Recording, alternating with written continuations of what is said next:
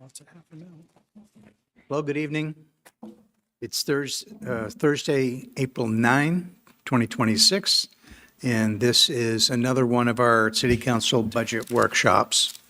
We'll have up to an hour tonight to talk about the Augusta Civic Center, and then we will adjourn and move to an informational meeting following our budget workshop. So with that, I'm going to turn it over to the city manager.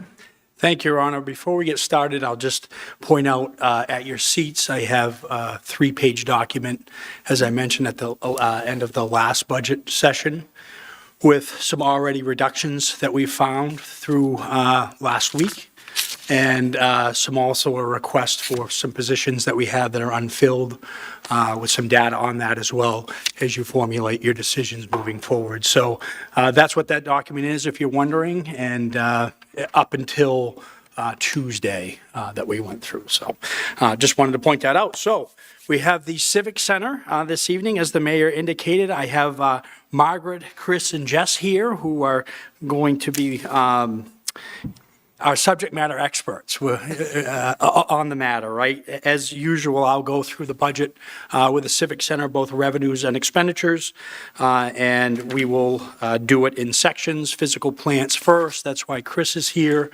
and we'll kind of roll through, and then you'll be able to ask any questions, or they can add anything that from my presentation as well. So the Civic Center itself, going through expenditures, is up a total of $384,018, or 9.55%. That's the overall in expenditures. And we'll start out with the physical plant. They are up a total of $169,422. And as we go through, I'm sorry. Yeah, I didn't do my usual. I need to back up. I apologize. I want to go for the public too and explain. So let's just skip that beginning for a minute. Haley, thank you. She's on cue. For those watching at home and want to follow along with the budget, you go to our website, and on the front page it says budget review. And on the left-hand column, you'll have our different departments, which the Civic Center is one of those that you can navigate to as you follow along with Haley. And for those here, we're starting actually with expenditures on page 55. Revenues are a little bit before that, but my explanation will start with expenditures. So I do apologize that I'm stopping and starting to go. So again, the overall Civic Center expenditures are up $384,018, or 9.55%. That's found at the end on page 58. And then back to page 55. The physical plant is up $169,422, or 10.43%. Primarily, as you see with salaries, regular salaries are up the $62,000 because of cost of living increases. Salaries and part-time is up as well, 21%. But if you look at the bottom of the page, the last line, contracted services, we're shifting that money from one account to the other, because that's where it is better documented, if you will, and a better place for it. So it looks like it's up significantly, but it's a shift, so there's a subtraction under contracted services. As you go down, you'll see electricity's up about almost 17,000, about 8%. Obviously, that's the anticipated cost of electricity. Our production is up as well, $11,150. That's equipment that's needed for special events that we're having. I've already talked about the contracted services being down. That was the transfer out of that budget line. I've moved on to page 56.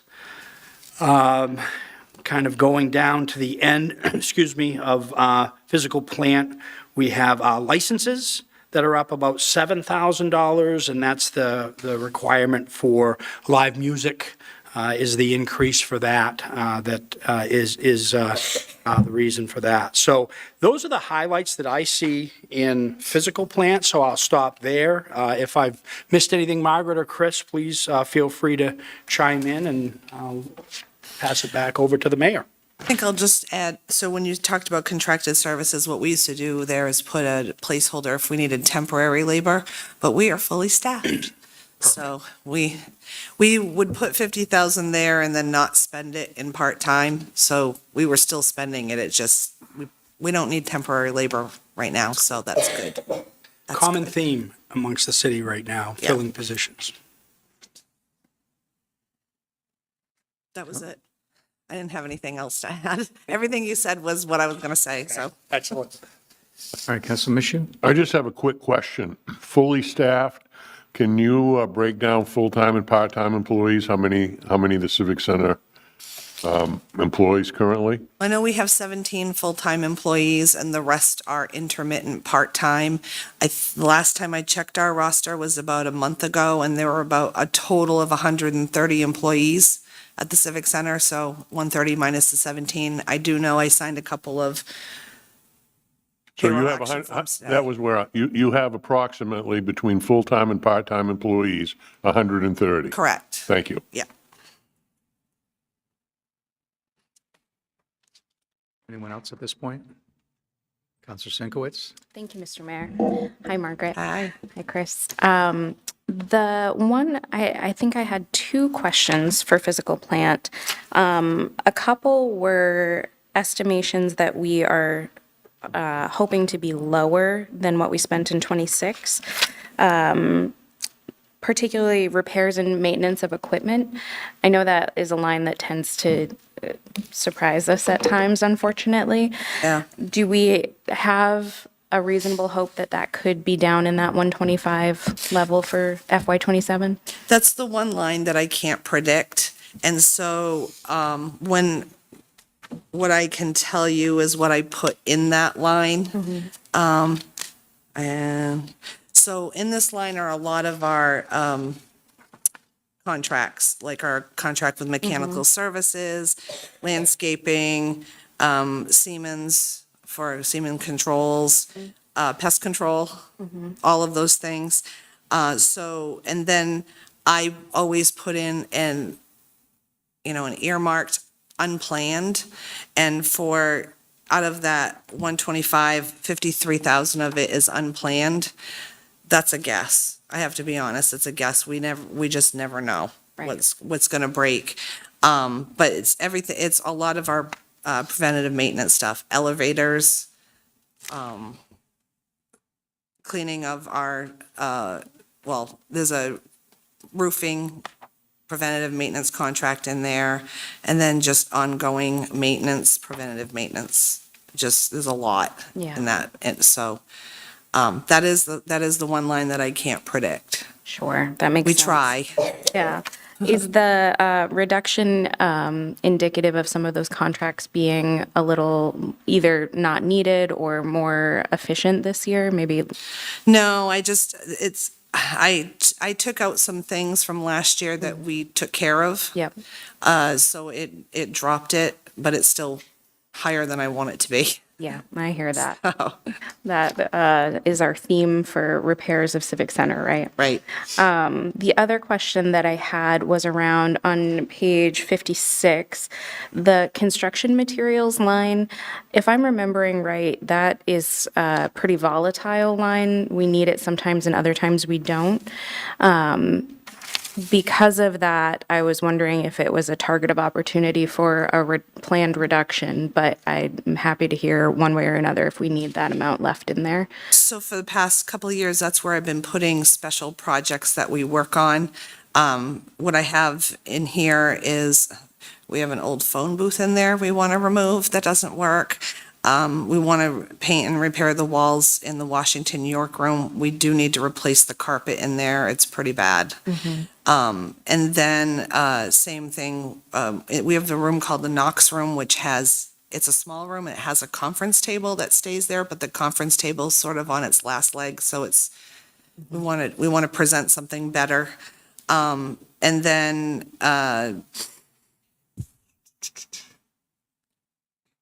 I did put in $7,000 under unanticipated, something breaks in a room, like a curtain Yeah. or a blind or something like that, and I just want to fix it so that the room doesn't look bad. Right. So that's where I've been putting special things. We tend to only do it if we think that we're doing okay and we can cover the cost. So like this year, we're doing fine revenue wise, but we've had a lot of unanticipated expenses repair wise.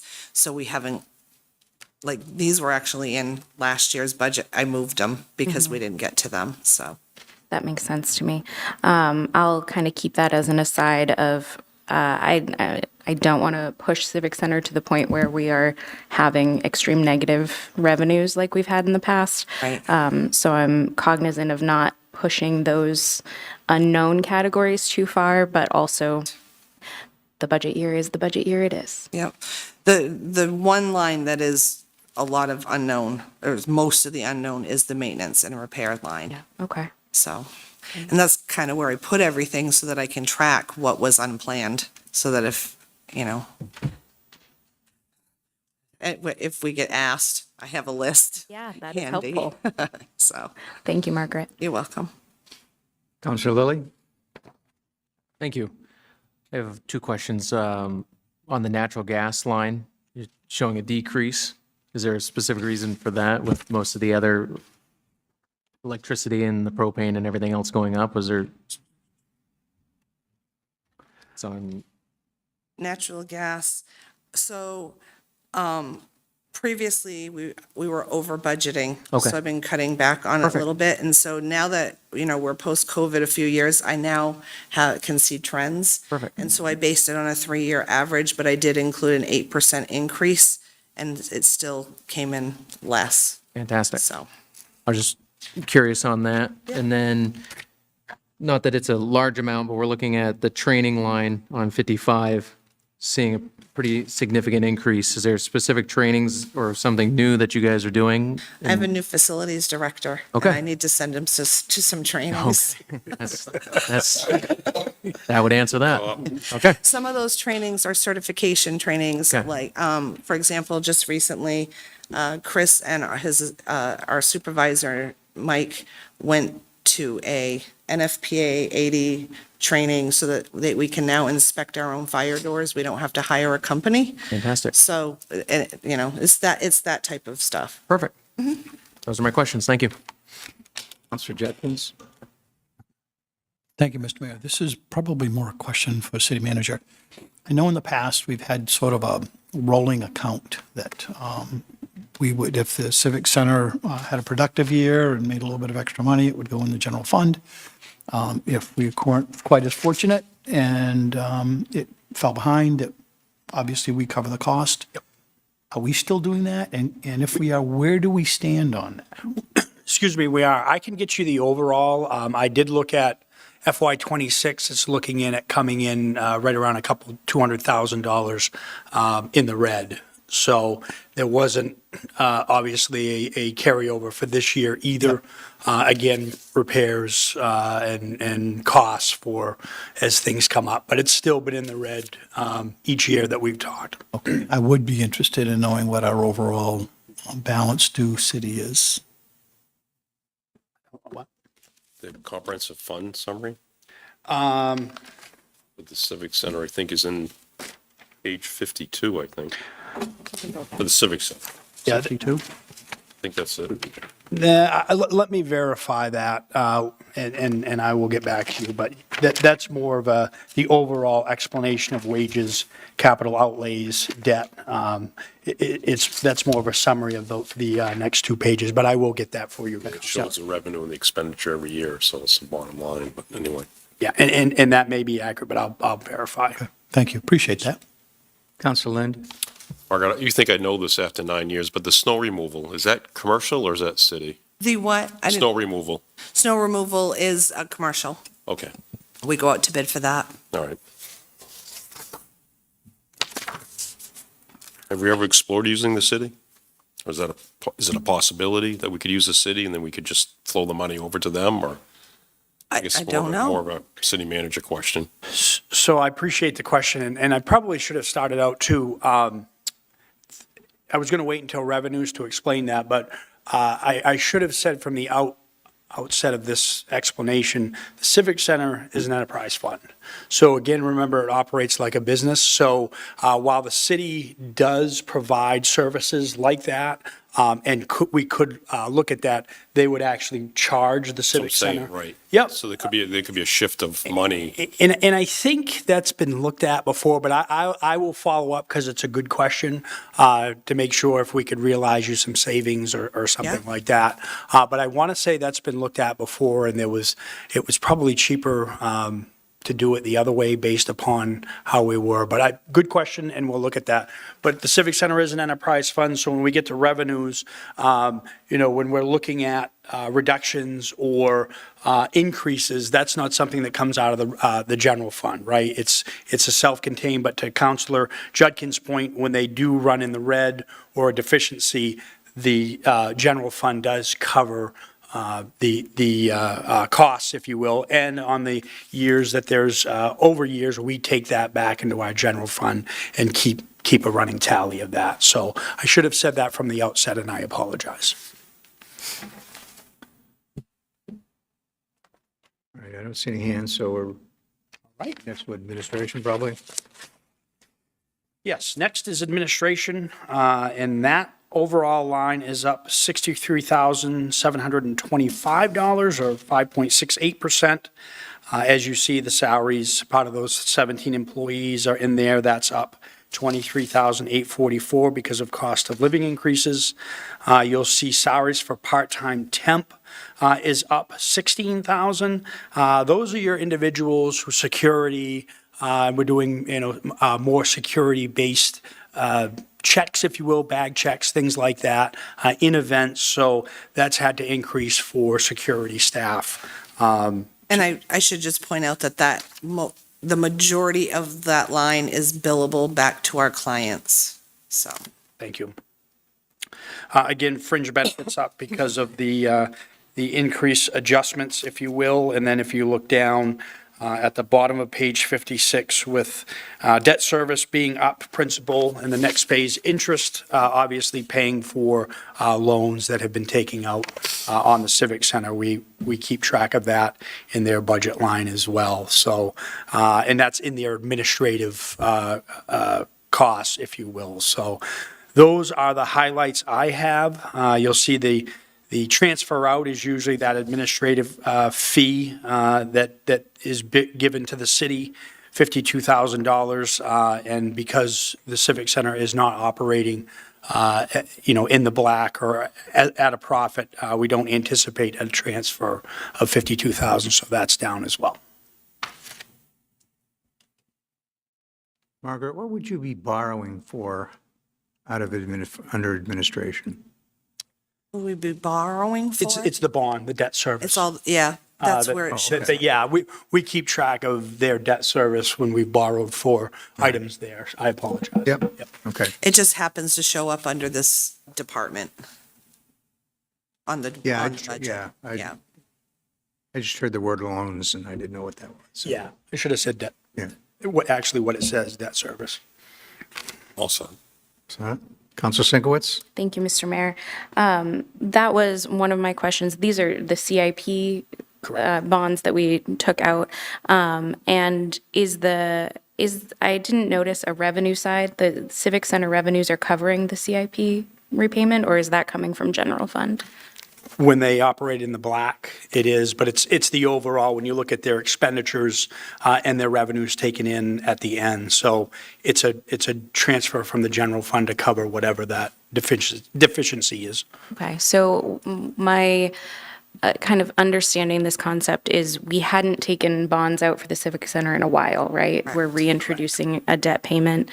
So when we're thinking about how the Civic Center functioned this year, we should be thinking about it through a lens of we chose to have more expenditures on the Civic Center side.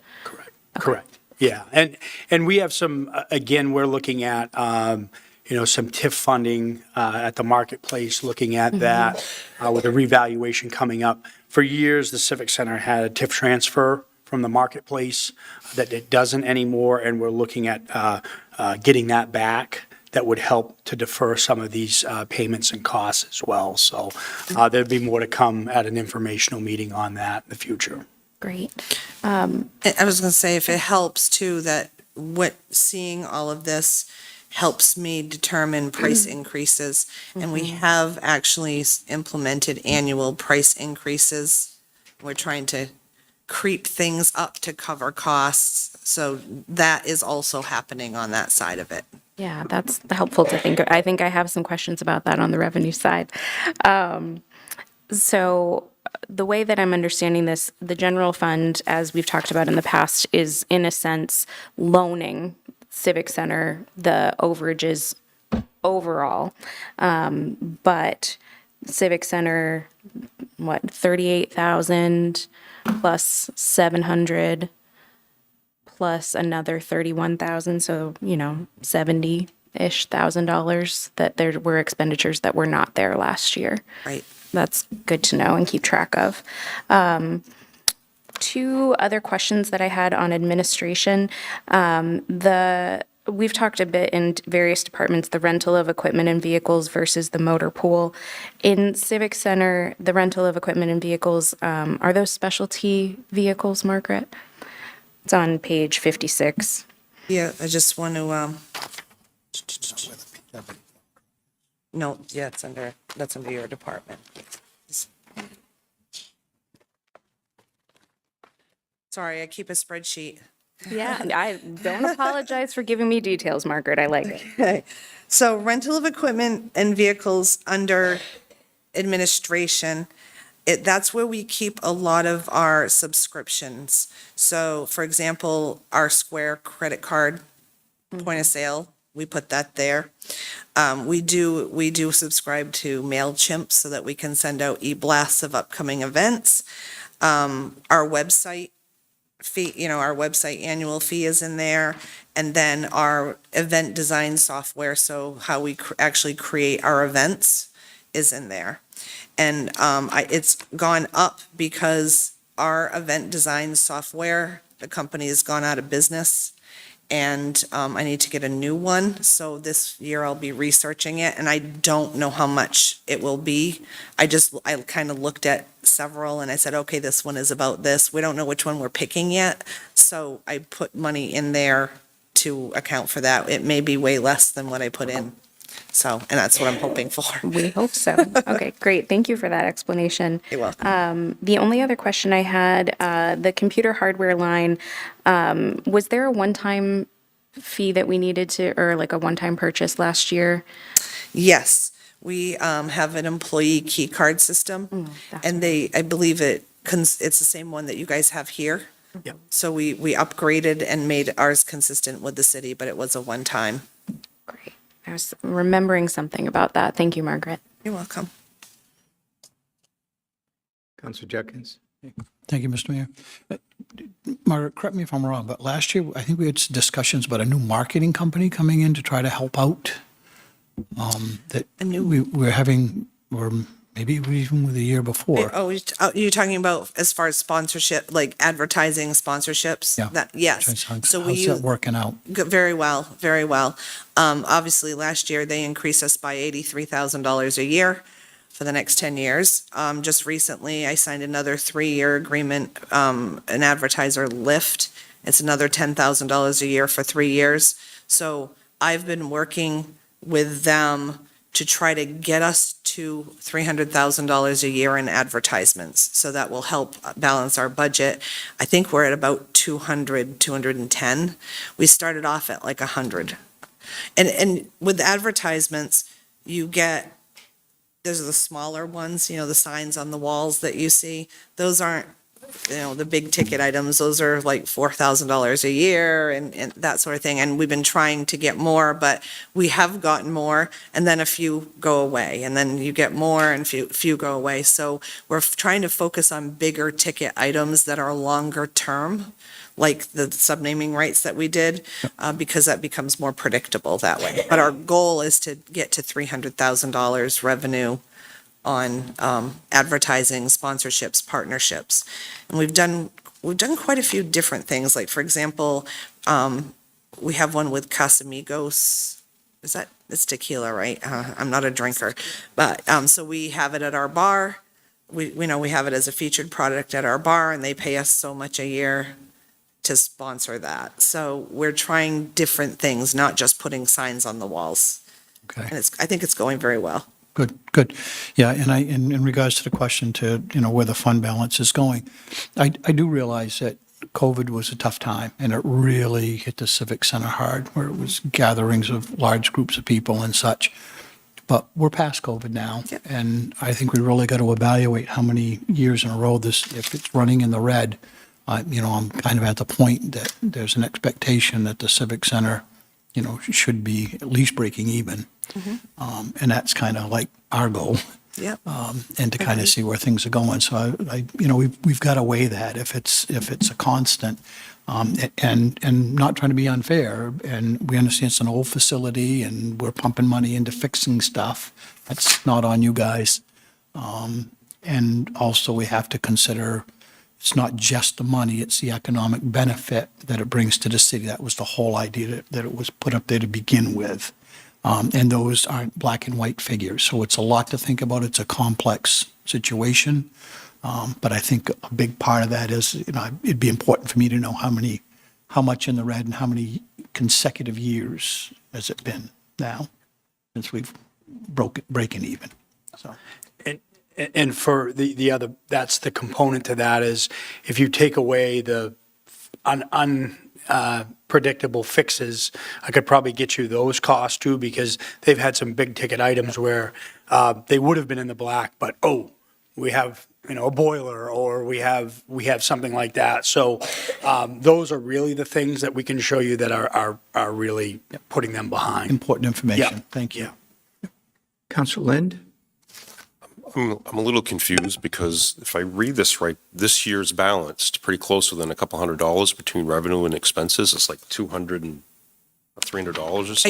Are you talking about 27? Yes. Yeah, so we presented a balanced budget because it's easier for me to track a lot of those unexpected expenses, and I can go, when I'm looking at a particular month, I can say, okay, we're at 42% of revenue for the year. Why am I at 56% of expenses? And it helps me analyze that and then react to it and make adjustments. So that's important, Margaret, because in your estimates, you've included almost $164,000 of debt payment. Mm-hmm. So the bond is included in your expenses. So your Correct. balanced budget pays for that. It's paying off that debt that we borrowed for so the Civic Center is paying its own loan Correct, with revenue that you're projecting, correct. which is part of that self-sufficiency thing that we've talked about. And that's really good news. Yeah. That we borrowed and you're paying off the debt with the revenue. I think that's, Well, and and I added it up because it wasn't added up, but it's significant. It's $164,000, Yeah. which is great. Yep, And that's the point is they, based upon their what they charge, for fees and like you'll see in revenues, their rentals are up a bit because they're increasing to balance. It's those big ticket items that come up and, we need this for that.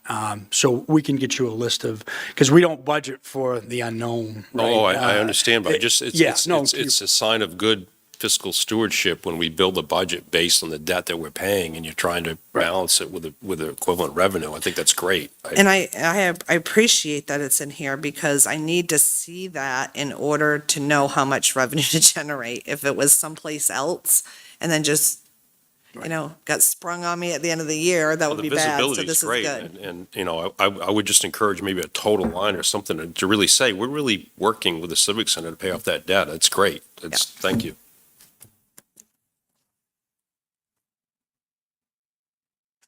No? Nothing else at this point? Okay. Okay. Box office, real quick, is flat at 1,000. We don't do much with box office anymore, correct, Margaret? Correct. That is strangely enough, the items that are in this line item are ATM, our ATM machine. Every time someone goes up and we earn $3. So it could be more than this, but that's pretty much what it's been. It's like bank fees, ATM fees. Questions? No. Catering. Catering is up 174,670 or 17.74%. Again, salaries, 24,000 up to 24,340 because of the cost of living adjustments. Also, salaries part-time you see is up significantly. What we've determined with these staff from the prior years is we had to do a wage adjustment because they were being under budgeted for the amount of money they make with new rules with minimum wage and things like that. So that's why this is a significant increase in salaries part-time because we were under budgeting in years past. Again, health insurance is up $20,201. Interestingly enough, tablecloths are up about 27% or $8,000. They have some specialty events where they have to use special linens and tablecloths that's caused the increase, but that's passed on. Correct. I know, you're giving me the eye as well. That's why it's up, but in the revenues, it's offset as well. And then the significant one you'll see at the end, on page 57, is kitchen smallware up $57,300 or 744%. They need a dishwasher, and that doesn't qualify for capital improvement, the CIP. So that lion's share of that cost is in their operating budget. So that's all I have for catering. Questions? Counselor Sinkowitz? Thank you, Mr. Mayor. This isn't really a question, Margaret. It's more, I just want to comment on the leadership you've had in this department over the last few years. When you look at food and groceries across the years, your staff, and I'm assuming you as well, have really worked to rein that line in. And I think that that is reflected very strikingly here when you look at 354,000, 417,000, down to 280,000 projected for this year. I know that was a very difficult line for a couple of years with the prices of food all over the place, but it's shown here the changes that you've made. What's interesting about that line too is it's based on a food cost percentage, right? And we want to operate at a certain food cost. And so whatever number I put in there, we could exceed it, but as long as the revenues are also exceeding it in the same, then we're in line.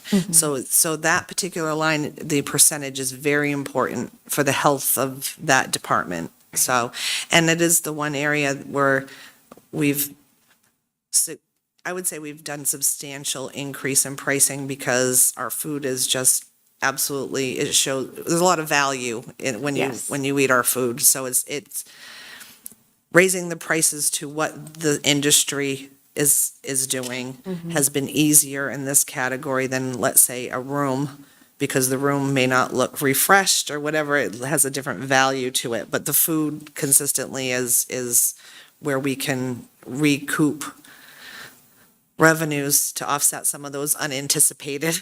Yeah. Yeah. Well, Civic Center has a strong reputation for its catering, and I think anybody who has attended one of your events definitely knows that. So thank you to you and your staff for that work. Thanks. I it's all Jess. I do the nagging, Jess does the implementing, so. I have a lot of help too with Brent and Megan also. Yeah. So, like, between the three of us, honestly. Yeah. Yeah. It's wonderful. Thank you. Others? No? Okay, good. Next, we have concessions. That is down $21,563 or 10.77%. The highlight, obviously, you see some small decreases in those lines, and the highlight with that is wearing apparel is down a bit because they have things in stock. Yeah. So they're not having to purchase anything new this year. But again, the kitchen malware is up about 4,005, malware, smallware is up. I'm thinking computers, IT.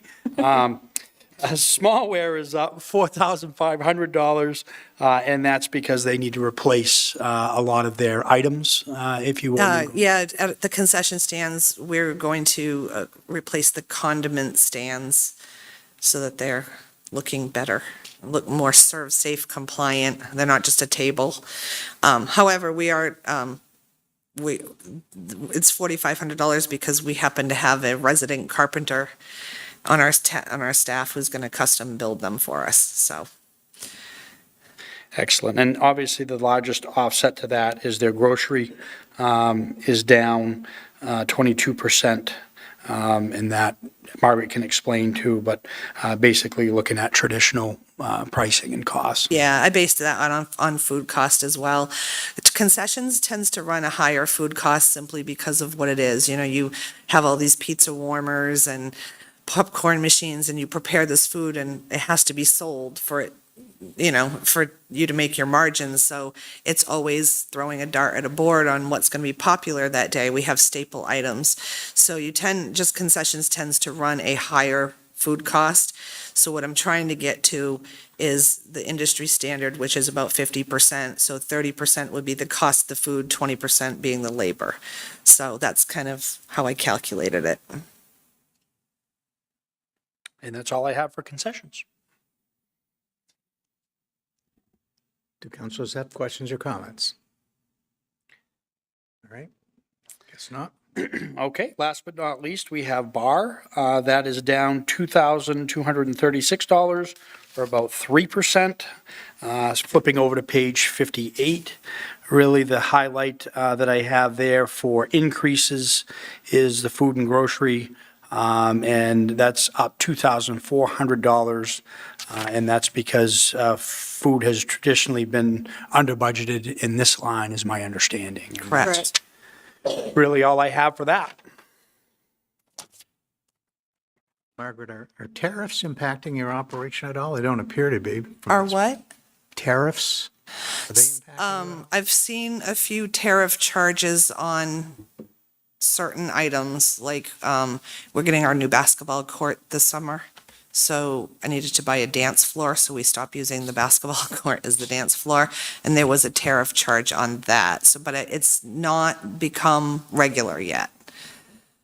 I don't know about food. I haven't noticed anything in the food and beverage at the moment. What we have noticed in the past few years is them charging like fuel charges Yeah. that they didn't used to do. They're not large amounts, but I imagine over the course of the year, it's a few $1,000s. You know, if it's $10 on this invoice and $20 on this invoice, after a while it adds up, but not tariffs per se. I've only seen that once or twice. We do have like $7 per like every time we get food delivered, but like Brent does a really good job of like trying to like limit to like one delivery per week or something like that to like offset that too. Good, good. Questions about the bar line? All right, excellent. That concludes expenditures. So we're on to revenues on page 53. Again, as I explained in the middle, this is an enterprise fund, so it's incumbent upon them to have a balanced budget, making enough revenues to cover their costs.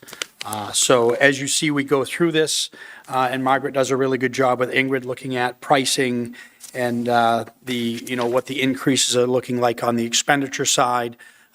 Overall, revenues are up, coinciding with expenditures, $253,970, or 6%. And really, the highlights through there you'll see is under physical plant on page 53, police, door guards, ushers, as Margaret had explained before. That revenue was up $33,000, or 57%. That cost is being passed on to the consumer, if you will. The auditorium, you'll see auditorium, main auditorium, north wing, all of those rentals are up as well, with anticipation to cover costs, so those have been recalibrated. The administration, under administration, you'll see That's down. The revenue overall is down $1,886. And that's primarily the communication line that's been taken out of there, or reduced, if you will. Box office is flat. Catering revenues are up $67,106, or 5%. Flipping over to page 54, you'll see because of kitchen meals, taxable meals, or taxable snacks and taxable meals are all set to be increased revenue. $50,000 for kitchen meals, $10,000 for snack taxable, and $80,000 for meals taxable. Ingrid can, Margaret can get into the particulars on what's taxable and what's not with foods, but you'll see we have kind of both on both sides of that as we go down, what can be taxed or what can be tax-free. And then concessions overall is down $500, so not much to talk about there.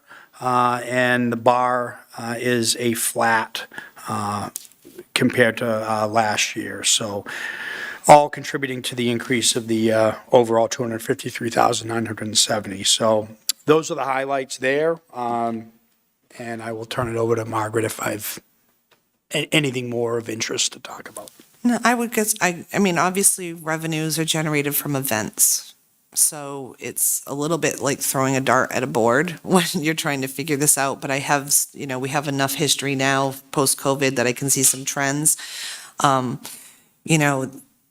we increase prices, then people start cutting what they want at the events. So sometimes that happens because they have their budget set. So they have to operate within their budgets. But again, if they cut some of what they want at the event, that also should translate into lower labor. It should all be proportionate. So what I look through when I'm doing, throughout the course of the year, when I run my budget report, I look to see where, why I look to make sure that things are in line. And if they're not, then it's, well, we're not getting the dishwasher right now. Or, we make the tough choices of what's going on based on that. And so when there's a shortage at this point, the majority of it is stuff that's unplanned. So.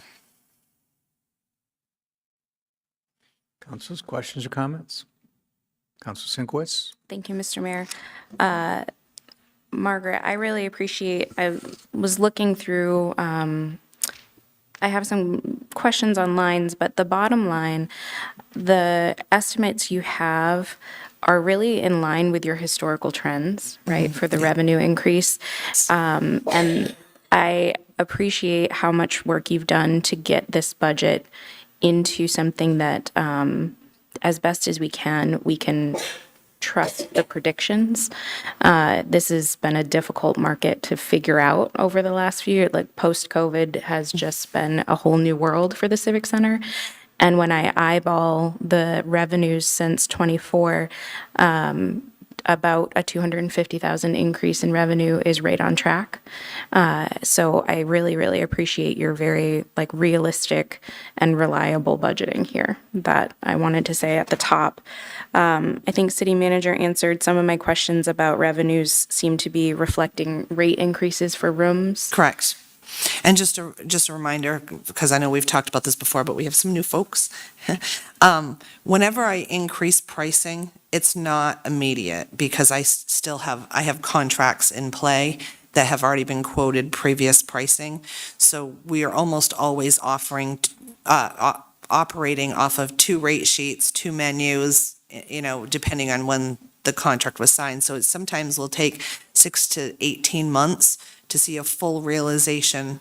So that's why we're doing them annually, so that even though we may not realize it for 6 to 18 months, we're realizing the previous one. So we should always be seeing an increase going up, going further. So every year we'll anticipate something changing in this line. Yes. Yeah. One of the things I noted was the AV service fee. I think we had talked about that at maybe it was around the CIP, right at the top of no bureau function, that we're going to start charging for audio visual.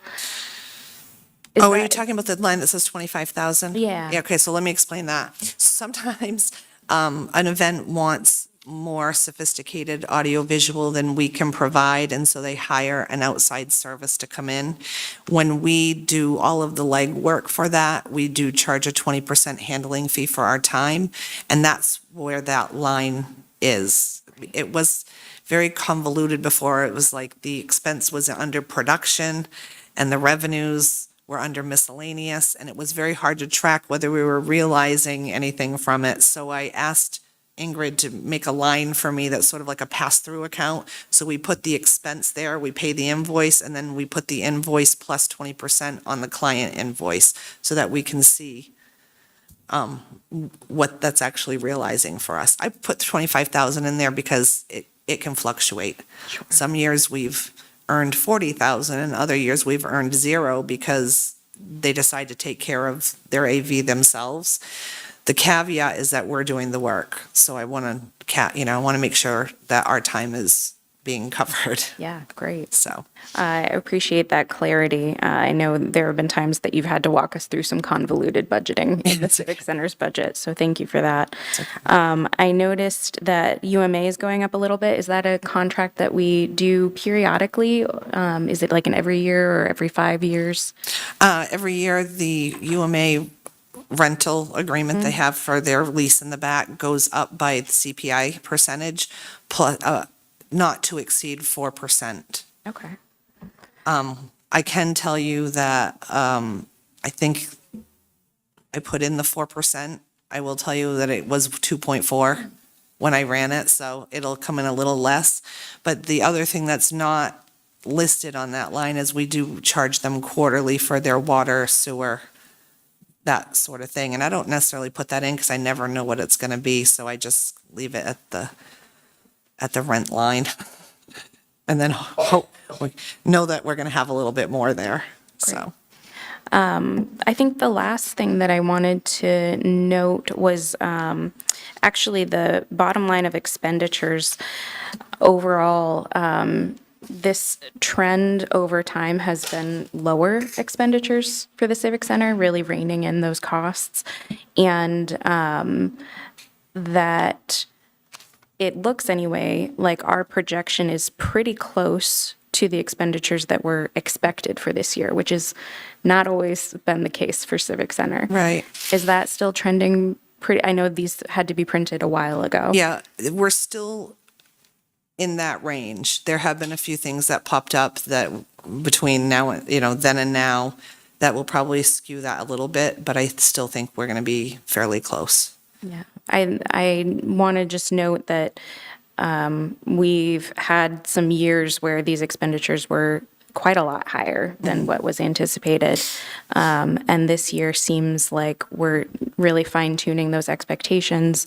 And while there is still a lot to talk about with the historical, I don't know if we want to say debt that the Civic Center has to the general fund, there is a trajectory here that I can see that you are getting this budget into being closer to balanced.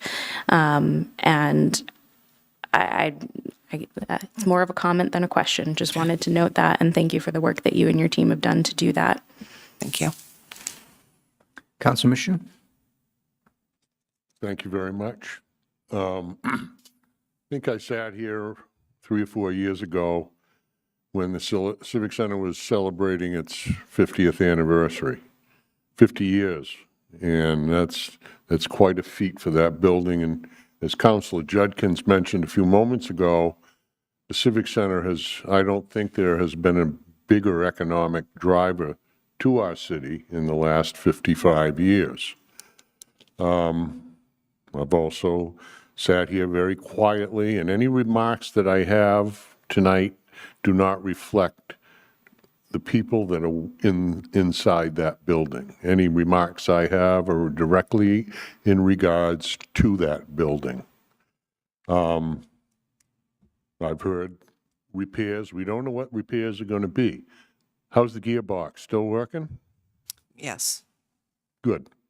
In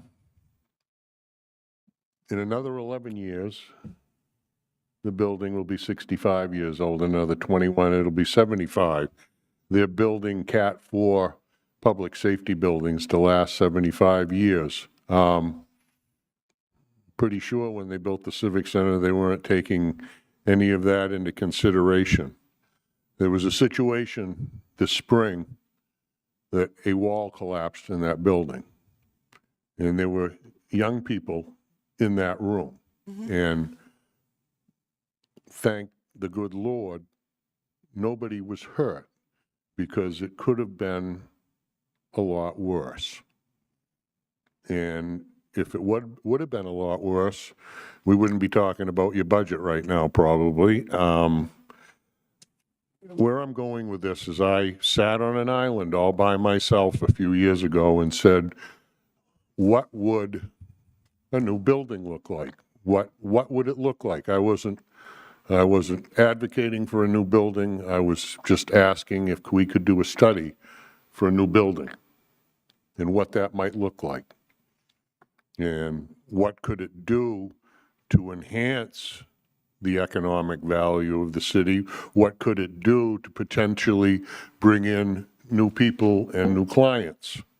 Again, I sat on that island, and I haven't said anything in a while, but, you know, that incident this spring kind of woke my eyes up to what if something else happens?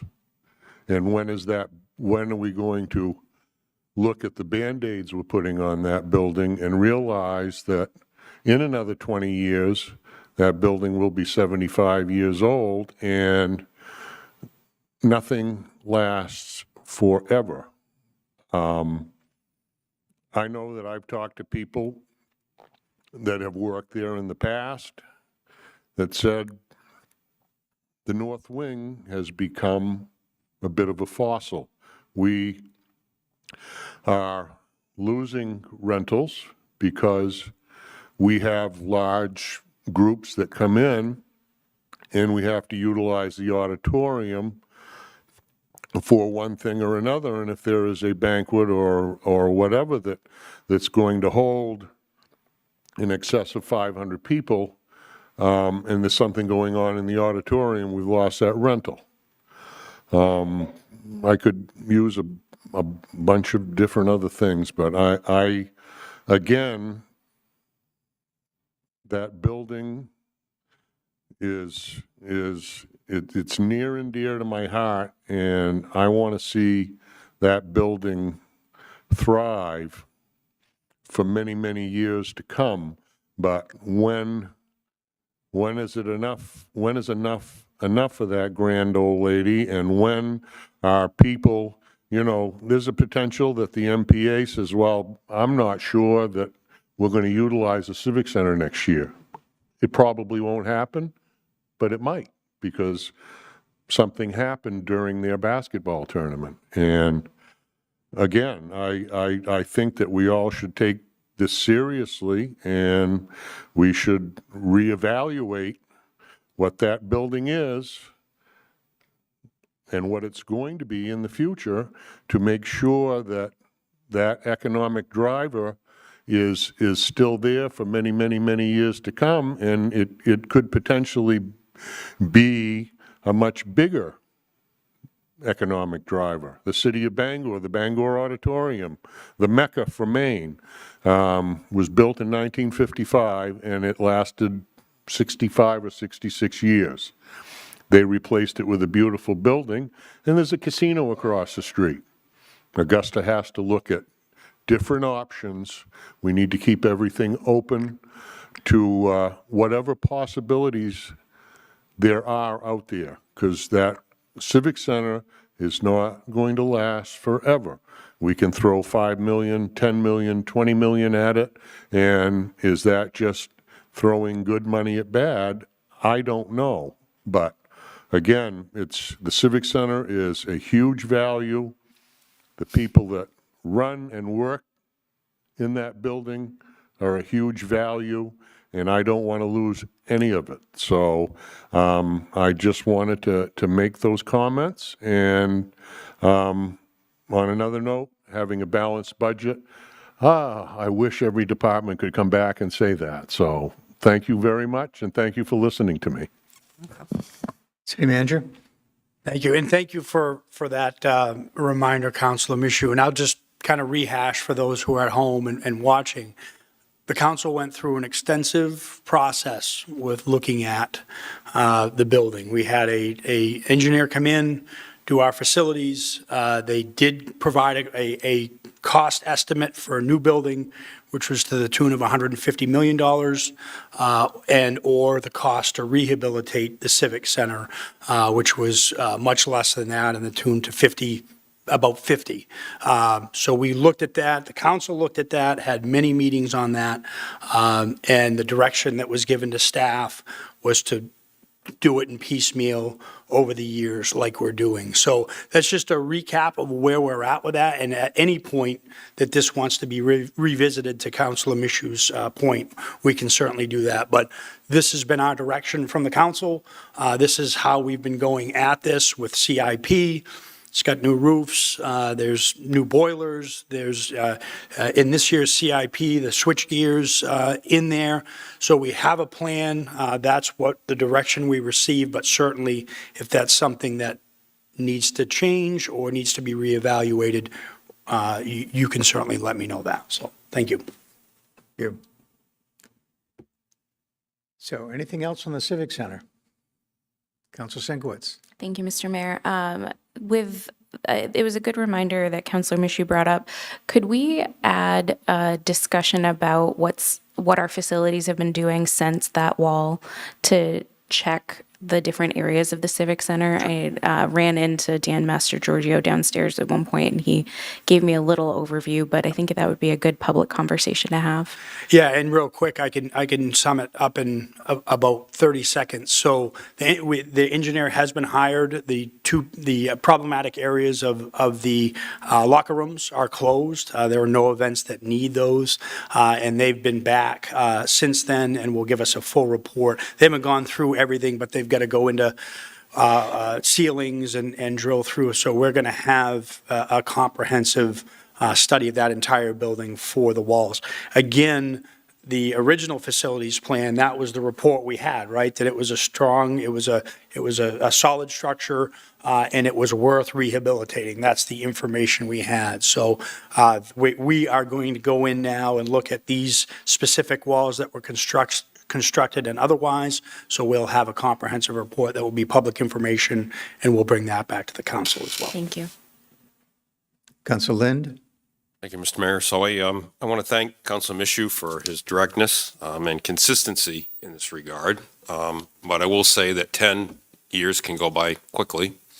So I think perhaps as we rehab this building would be the time to start planning for the replacement, whether we do that fiscally or strategically.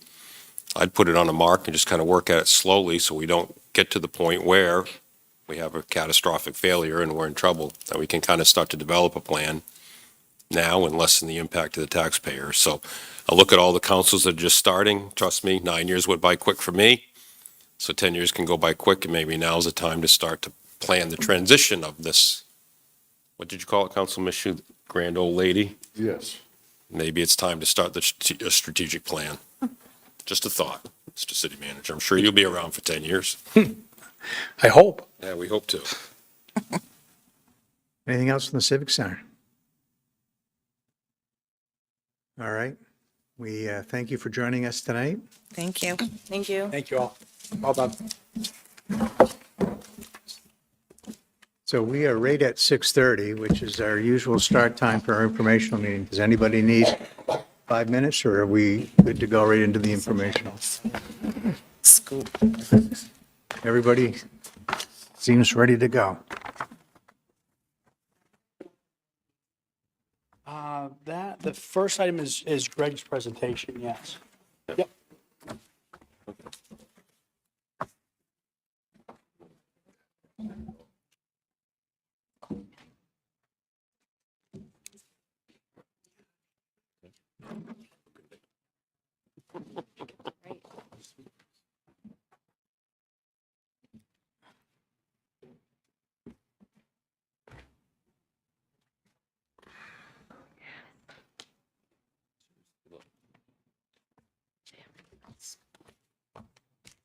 So I think we can get started even though Jared's not in the room. He'll be right back, I presume. Okay. So this is, we just concluded our budget workshop dealing with the Civic Center portion of our budget. And I'd like to open up this informational meeting of the Augusta City Council. Again, it's Thursday, April 9th, 2026. Kind of preview tonight's informational agenda for all of you. We begin our meetings with a Pledge of Allegiance. Let's do that now, and then I'll go into the balance of it. So please join me in the Pledge of Allegiance. Allegiance to the flag of the United States of America and to the republic for which it stands, one nation, under God, indivisible, with liberty and justice for all.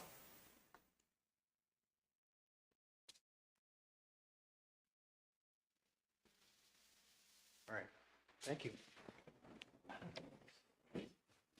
All right, again, previewing tonight's meeting. Part A of our meeting is devoted to persons wishing to address the city council who've submitted a formal request to do so, and there are none for tonight.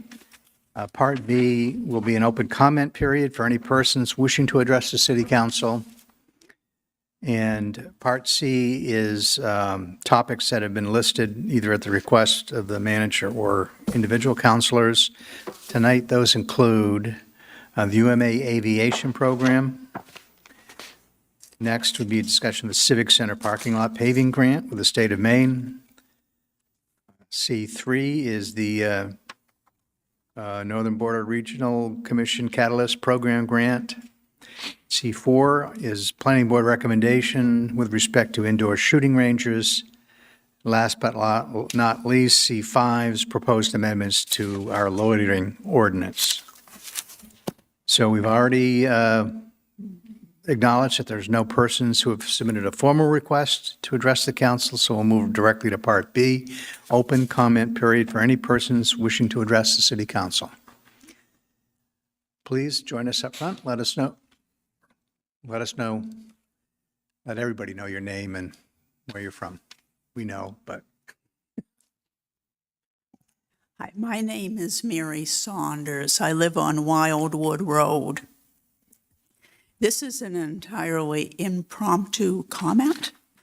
When I entered the building tonight, I noticed a big sign that a lot of the city departments were going to be closed on Friday, like, tax, vehicle registration. I often come in on Friday, and there's usually a lot of people here. Can we know the reason? Mr. Manager? Certainly, yes. Thank you, Mary.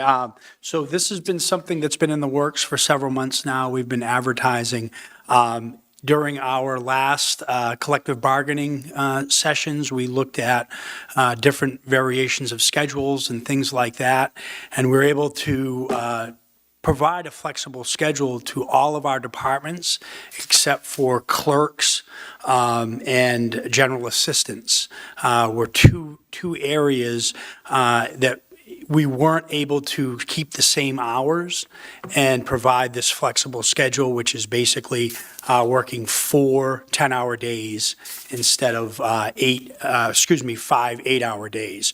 So what you'll see is on Fridays, and this will be the second Friday, last Friday was the first, that only the clerk's office and the general assistant's office will be closed on Fridays. General assistance is available by appointment always anyway, and they are available on Fridays if needed, but the office itself is closed. Everything else is open in the building, assessors, manager, human resources, but those two entities, and I'm glad you brought that up because it gives us another chance to advertise, are closed on Fridays. But the good news is that Monday through Thursday, they're open extended hours, so you can come before work at that 7:15 or after work at 5:30. So there is that if, because we had a lot of feedback from folks that it's hard to get to the city center around our regular work schedule. Now you can come before or after because they're open those 10-hour days. So that's the new schedule, and I appreciate you bringing that up. So what we did find also, because we're not the only ones, there are a lot of towns across the state and Kennebec County that have these same schedules.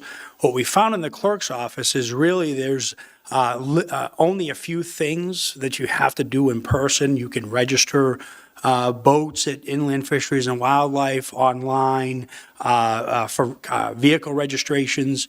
If the registration is new, that's really the only thing that you have to be in person for at the city center, is registering a new vehicle. We had tax payments last week that people had come in to have their tax payments. We still take those. We put those in a drop box, and they're processed by the clerk's office on Monday. So, there's signage out there. There's actually squares where you can use your phone to log online, to do a lot of that business online. And we're here. There will be people here to help you navigate things if you didn't get the message or otherwise. But Monday through Thursday, extended hours before and after work, and we'll be here to process everything. Thank you very much. Thank you. Thank you, Mary. Are there other persons wishing to address the city council? Okay. All right, let's move directly to item C1 then, the UMA Aviation Program presentation by Greg Jolda. Mr. Manager? Thank you, Your Honor, and I have to thank Councilor Lind as well.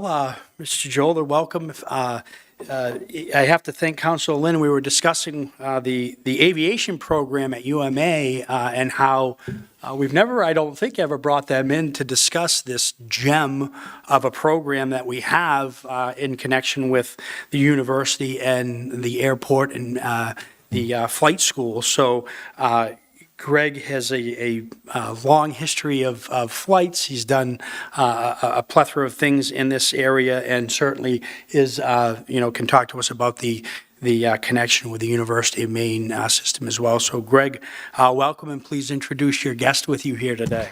Well, thank you very much, City Manager Mills, Mayor O'Brien, and council members. If I may indulge the council prior to this, I've been here 3 weeks in a row, and I don't know what that says. But I will tell you one thing, that with every person sat up here, you listened carefully and attentively and gave every person the dignity that they deserved when they sat up here at the front. I was deeply moved by that. Secondly, because we're here for 2 weeks before, you helped us out with our CBI. And I'm just here to present a thank you letter verbally, and City Manager Mills has the written comment of it, if you'd like me to read that, and then we'll go into this. So, on behalf of all the members of Warren-Togus Lake Association, all the residents that live on the lake, and all those that care and love and live and enjoy the lake, thank you very much. Thank you for your steadfast support over the years for the projects that have kept the lake vibrant and alive. Thank you for your support of the work to improve the water quality. And thank you especially for your support of the courtesy boat inspection program that allows us to partner with the China Lakes Group and other lakes in the area to help prevent infestation of invasive plants. Comparative, a very small investment at this time. This provides insurance and hopefully will prevent more significant expenses in the future. Sincerely, Jay Gergajola and the members of the association. Thank you ever so much. So when I was in pilot training, when we changed subjects, it was new day, new airplane. So now new day, new airplane. This is Travis Hughes. He is the chief pilot at the Ministry of Flight, and he and I partnered together on this program. We partnered together with the Ministry of Flight. He helped me provide together some of these slides, and so we'll just give you an overview of what happens. And we tried to aim this as what happens at the airport, as well as what you might think and wonder, what are these planes doing when they fly around? So go ahead, Travis. Right. Thank you. I've been with Management of Flight. I actually started flight training there back in 2013 when we first partnered with UMA. And I've been working there since about 2021 now. And now I'm kind of up to running the flight school. Next one, yep.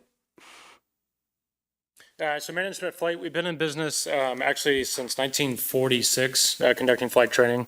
And like I said, back in 2013, that's when our kind of partnership with UMA kind of took place. It's actually kind of a slow start. I think in the past couple of years, we've actually grown, we've almost doubled our students in the past couple of years. All right. Okay. So the University of Maine joined with Management Flight to provide the students in the area as well as out-of-state students their pilot certifications. The benefit about doing it through the university is twofold. A, they get a university degree, a bachelor's degree. Second of all, the flight fees, which are extensive at this particular point, can be rolled into their student loan and allow them to pay up over time. So that is a huge benefit to folks, as opposed to going somewhere to do everything in a year. They have to come up with 120,000 on that particular order. So we found that. And we also found now that as mentioned, as Travis mentioned, our graduates are continuing to grow. And one of the other benefits of this is that the graduates that we have, a lot of them remain with us and fly with us until they get their time and go out onto the regionals and majors. And to say that, we have people now, I know, in most of the regional aircraft, we have folks flying for Delta, and so those are graduates from Maine, and you should be proud that the state provides that as a support. I think that's about the big thing. Okay, so just to kind of cover what happens on here, there are basically five sections of certification. The student will come in and they'll get their private pilot. That's the first order of business that typically learns about 50 to 60 hours. And for moms, the student is let free in an airplane in 20 hours with nobody there. So it's really quite a thing. But we do it safely. And from that point on, they get their cross country, they get their navigation time, and they can fly an aircraft. They can't be paid for it. But they continue, then they learn instrument training, which makes them well-rounded here because they can fly in clouds and that sort of thing. And then they earn their commercial rating, which is a commercial certification. And that you can think about that as a CDL or a commercial driver's license. They can be paid at that particular point. And then once that's done, most of them will return and they'll do their certified flight instructor and certified flight instructor instrument, which allows them to teach other folks. So now it's the route that you want to have happen. The kids come through and you teach them and then they go back. And it's really pretty cool when people that you've taught are now working for you. It's really kind of nice. And we okay on that one? All right, keep going. All right. All right, so you can cover some of that daily operation, Travis. You know a little bit more about that. Yeah, so usually we're open from 7 to 6 at the airport. Most of our business is kind of the flight training during the winter, and then usually about this time of year, the private jets and the kind of bigger planes will start to come in. We got camp weekend coming up, so that's usually pretty busy for us and our line service. Greg will probably talk about the 2 runways and kind of our traffic pattern. Yeah, I'll talk about the flight operations. All right, and so you mentioned the FBO, you mentioned the daily operations. Yeah, okay. Matt, please, thanks. So, tools of the trade, the men and the boys, the kid, and the toys. So the first one is to the left. That's a Redbird simulator. It's a full motion sim, and it was the university provided that when we started the flight school because Management Flight was in. We wanted to be in as well. We had skin in the game, so we own that. The next thing we have was a Noble simulator. You can see that. And the young lady that is the instructor now, she's sitting a little bit closer to you in the picture, was one of the students about 3 years ago. So it's really cool. And then that simulation simulates the aircraft that we have. And then we have virtual reality simulator that we use as a I have to get this right, force multiplier to get the student training because it's expensive. And so we don't say that we're the cheapest, but we do say that we are value added, because you'll see some of the information that we have, and we also steward the money very carefully. And we can do steward the money because of these simulators rather than spending the money in the planes. All right, but I have to show you the Thunderbird lineup. I'm sorry. So these are 5 planes. We bought the first one, and then Maine Initial Flight followed suit with the other 4. So we have a fleet of 5 here, and we have 1 at Brunswick, and we have one in Bangor. And these are Cirrus SR-20s. They are technically advanced aircraft, which means they have computer screens. So if you're looking at the new stuff, that's what they have. They have a parachute. And every time I have a mom and they take her to the plane and their son or daughter wants to fly and they say it's got a parachute, that's it. It's done. Deal's closed. But anyway, so it's a very safe aircraft. Students like that plane. It's comfortable. General Lind has had a chance to participate in that. But it gives us a chance to fly it. And, you know, we've talked about the lakes, and you can see what goes on. So it really is pretty cool. I think he hired me in for another one coming up here pretty quick. All right, so the next one. So why do we fly in circles? What I'm showing you here is a rendering. It's actually data from the airplane. And it's placed over a program that allows us to go over Google Earth so that when we fly with students, we can see what they do. We can see what their traffic patterns are. We can see what their speeds are. We can make sure that they're flying appropriately, that they're flying at correct speeds, the configuration is proper. And we do a lot of these circles. So if you just go up and you sit by the parking lot, by the restaurant, you'll see the planes coming in and landing because, you know, you gotta land. I mean, if you go up, you gotta get down. And that's the toughest point in this thing, is to get the students to get that landing. So a lot of times we'll be out there doing the landings. Other than that, we'll take up and we'll fly out over Cobussy, or we'll fly out over a little bit to the east, or we'll fly out to the north over Belgrade, and we have to do maneuvers. The students have to learn how to practice stalls. So if you misbehave a little bit, they know that the plane's going to recover, so they learn that. So they learn emergency procedures. They learn how to fly, how to control the plane at low altitude, slow speed, high speed, and they pass the certifications for all what they do. And so that's kind of the basic private. The commercial is a little bit more instrument. It's just practicing with visually restricted devices, but they learn how to fly by looking at the cockpit only.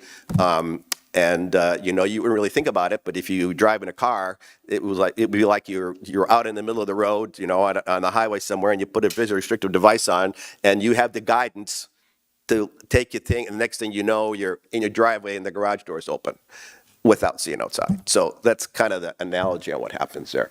So we have this data during debriefs. We learn the data. Students get instruction in all of those facets.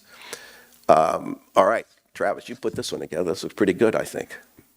Yeah, I think Greg actually covered most of this. So all of our instructors right now, minus a couple, actually started with our private pilot training and worked their way up to flight instructing. So it's like Greg said, it's nice to see that students that full kind of transition period. They know the program and they're kind of committed to the students and hiring Maine local. I guess that's it. I mean, kind of a broad brush. Any questions? Council Mishu? I'm sorry, Eric. No. Go back to you. Council Mishu? Go ahead. I'm just curious. I would be interested in this program, but I'd have to know that, I know they have cars that drive themselves. Yes. They have planes that drive themselves and land and everything else? It depends on your qualifications and the quality of the plane, but actually there are. Cirrus has come out with one, and it's in the King Air. It's called Safe Return, which means that if a pilot becomes incapacitated, there is a button that the passenger can push, and the plane will negotiate where it is. It'll negotiate the weather. It'll negotiate among several airports as to where they can go. It will announce to air traffic control that there's an emergency. It will fly the entire plane in and land it and stop on the runway. Wow, okay, that's wonderful. But what happens if you're in a plane like that isn't, and the pilot becomes incapacitated and the passengers up there, and there's only one parachute? Well, the parachute's for the whole plane. Oh, The parachute takes down the plane. It's a full plane parachute. He wants to see a video of that. I didn't bring one. I could have, but no, seriously. I'll yield the rest of my time to the good general. Well, on that point though, it was when when the plane first came out, the parachute was installed. There are several aircraft now beside the Cirrus that have that plane. And since the plane had that and was deployed, there have been over 140 parachute pulls and over 220 people saved because of that. So I'll give you an example. So it's what I go to a Cirrus experience like every year, and they bring folks together and talk about the safety. So there was this one, and they usually have a person that's pulled a parachute. And so the fellow gets onto the stage, and he's talking about a flight that he was taking about 200 miles in Texas, starting south and heading up toward Fort Worth. And he had a business person, a lady, business person, who happened to own the airplane. She wasn't a pilot, but she owned the airplane. And so they are about 8,500 feet. And there was a noise in the cockpit. They didn't know what it was. What it ended up being was one of the pistons actually went out of the plane, which is hardly ever happens, but it did. And so after a little bit of discussion and figuring out, he knew that you try to get it on the ground on a safe place to land. But he says, okay, if we didn't, we have to pull a parachute. So he said, I felt her arm, her hand on my arm. And she's looking at me right in the eye, and she said, you got to promise me that I'm going to get home tonight to see my husband and my children. And if that's not a motivator, to pull a parachute, and he did, 1,000 feet above the ground, pulled a parachute, the plane came down, walked down, went home. Yep. So there are a lot of safety features in that plane. Councilor Lynn. So Greg, I kind of want to put this in context, the opportunity that this gives people from Maine It's and New huge. England. It's huge. Embry-Riddle in Florida is really the place to go and get a 4-year degree in aviation. Extremely expensive, competitive college. So this vision that Bennett Cates had for UMA to put this school here, all these years later, there's an opportunity to get an aviation degree, go to fly for Delta, United, JetBlue. This is tremendous, and that's kind of why I get excited about it. But the other thing is, what I've witnessed is a lot of women that are flying up there, too. Yes, For yes. years, that was a problem in the industry, was recruitment and trying to break that culture. So those planes are expensive, they're brand new, they're tremendous aircraft. This is just such an opportunity for any kid watching. I mean, it just is such a platform to move forward. I know personally the Maine Air National Guard, the New Hampshire Air National Guard is recruited from there. The airlines are recruiting from there. Several of them have come back to be, IP, flight instructors, IPs, listen to me, flight instructors with you. No, thank you. I wanted to kind of shed some light on this little secret that seems to be going on up there. And I, unlike probably everyone else here, kind of watch the sky a lot more than others, and you see these Cirrus planes all over.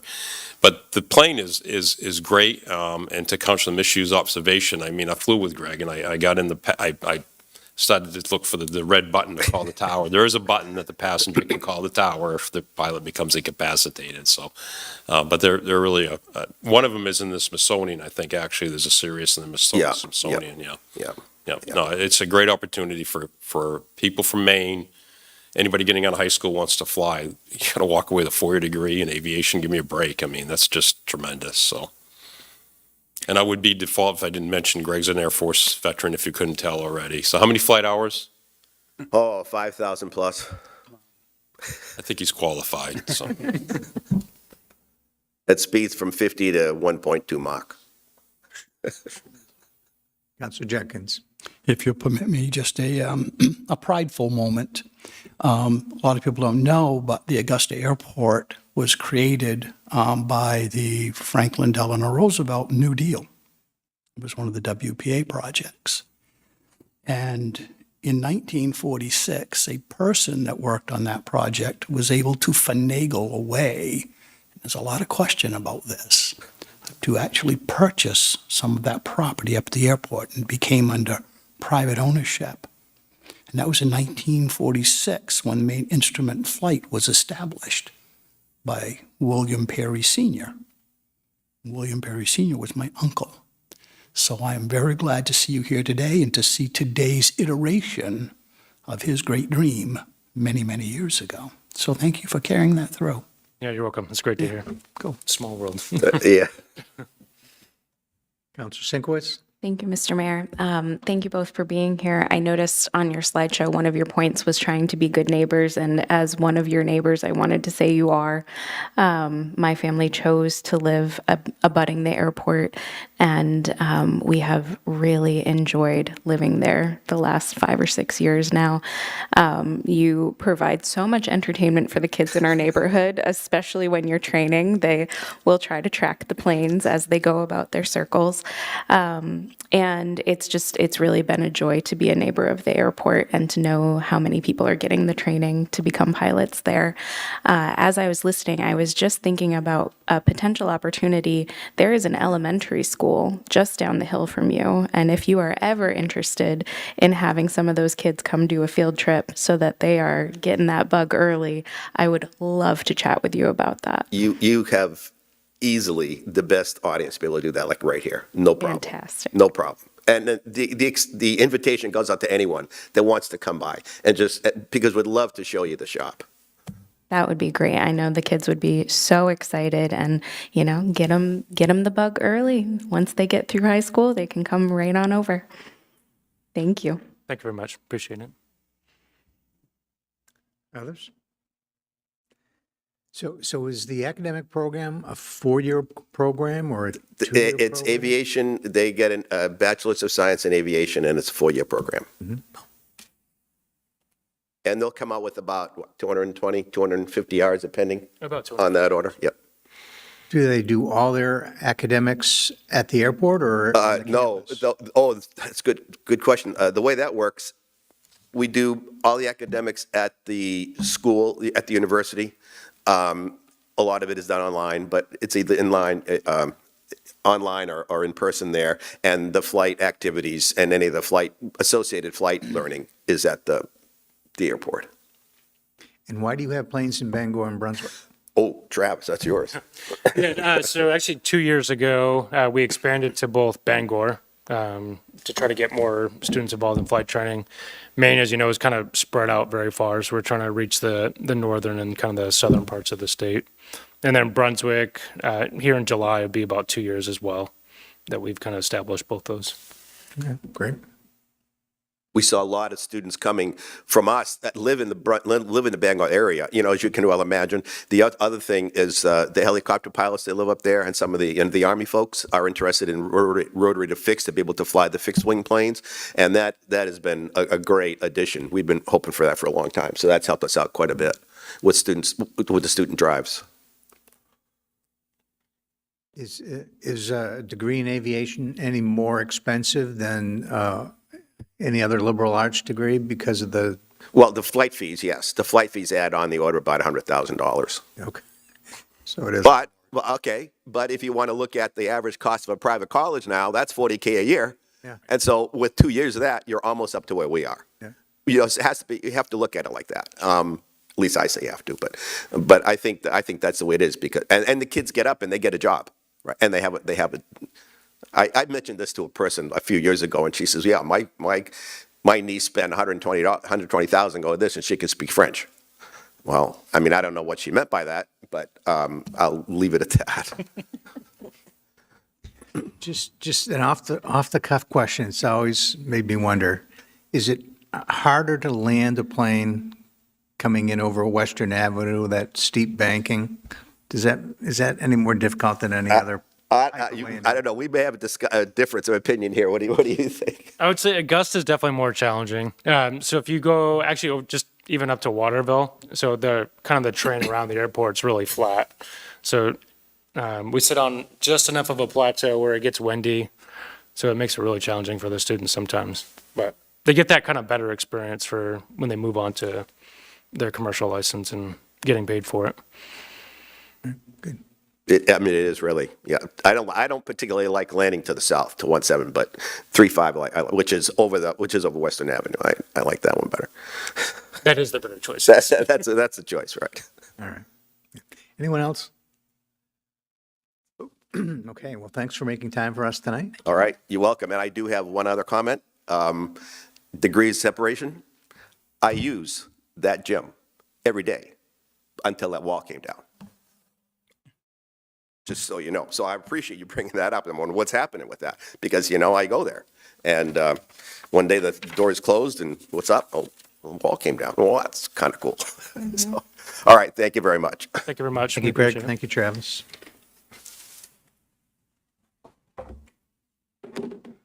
All right, next on our agenda is C2, the Civic Center parking lot paving grant with the state of Maine.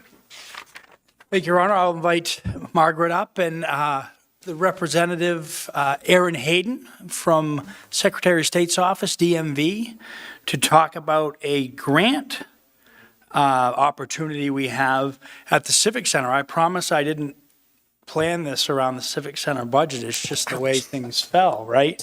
But you're always tasking us, rightfully so, with finding alternative monies for Civic Center improvements. And I'll just tee this up for Margaret and Aaron. Aaron's a retired state trooper, by the way, Lieutenant. We spent many years together working with Chris Massey behind him. But Aaron has brought to us an opportunity. Currently, the state of Maine Department of Motor Vehicles does their CDL testing in the lower Civic Center parking lot. They have a partnership with the Civic Center. They pay a nominal fee to do that. And Aaron, who's got some federal experience as well, is very well versed in grants and identified a grant that possibility, and I'll let him talk more, that would pay for the paving of that particular parking lot that the state uses with a partnership into the future, not into perpetuity, and they can talk about the details of that. But there is an opportunity for us to possibly get this parking lot paved. We would have to pay for that up front. It's a reimbursable grant, and they'll talk about the details. But wanted to bring it to your attention that it's just an opportunity, and certainly Aaron's, it's not anything that he's significantly pushing from the state end, but being the person he is, said, hey, there is some grant funding available if you're interested. We have discussed in the past plans for that lower parking lot as we had talked before, possibly a hotel or some other, something going in for a revenue source for the Civic Center, and Matt's here to discuss that further. But obviously, since we've discussed that, there are 3 other hotels in the queue in the city for those purposes. So that is less of a viable idea, if you will, than it was. But certainly there would be a component to that of allowing the state to use this for a certain percentage for a certain number of years. So I'll let you both take it away to talk about the particulars and certainly open it up to counselors for questions. All right, thanks. Do you want to go? I guess what I'll just say is that we're here to just find out if you're interested. If this is something that you want us to look into. There's not an immediate rush to do this. It's an annual grant that comes out, but we likely wouldn't do it for this year. It would be in the future, but it obviously will change the parking lot, but it will also reimburse us the majority of the cost of doing the parking lot. And if you remember correctly, that parking lot has some serious drainage issues. Fixing it is going to be very expensive, and this could cover the majority of it. So if it's something that you want to pursue. So, and that's the first step, right? So I will turn it over to Aaron so you can explain what it is. All right, sure. And then see if you have any questions. All right.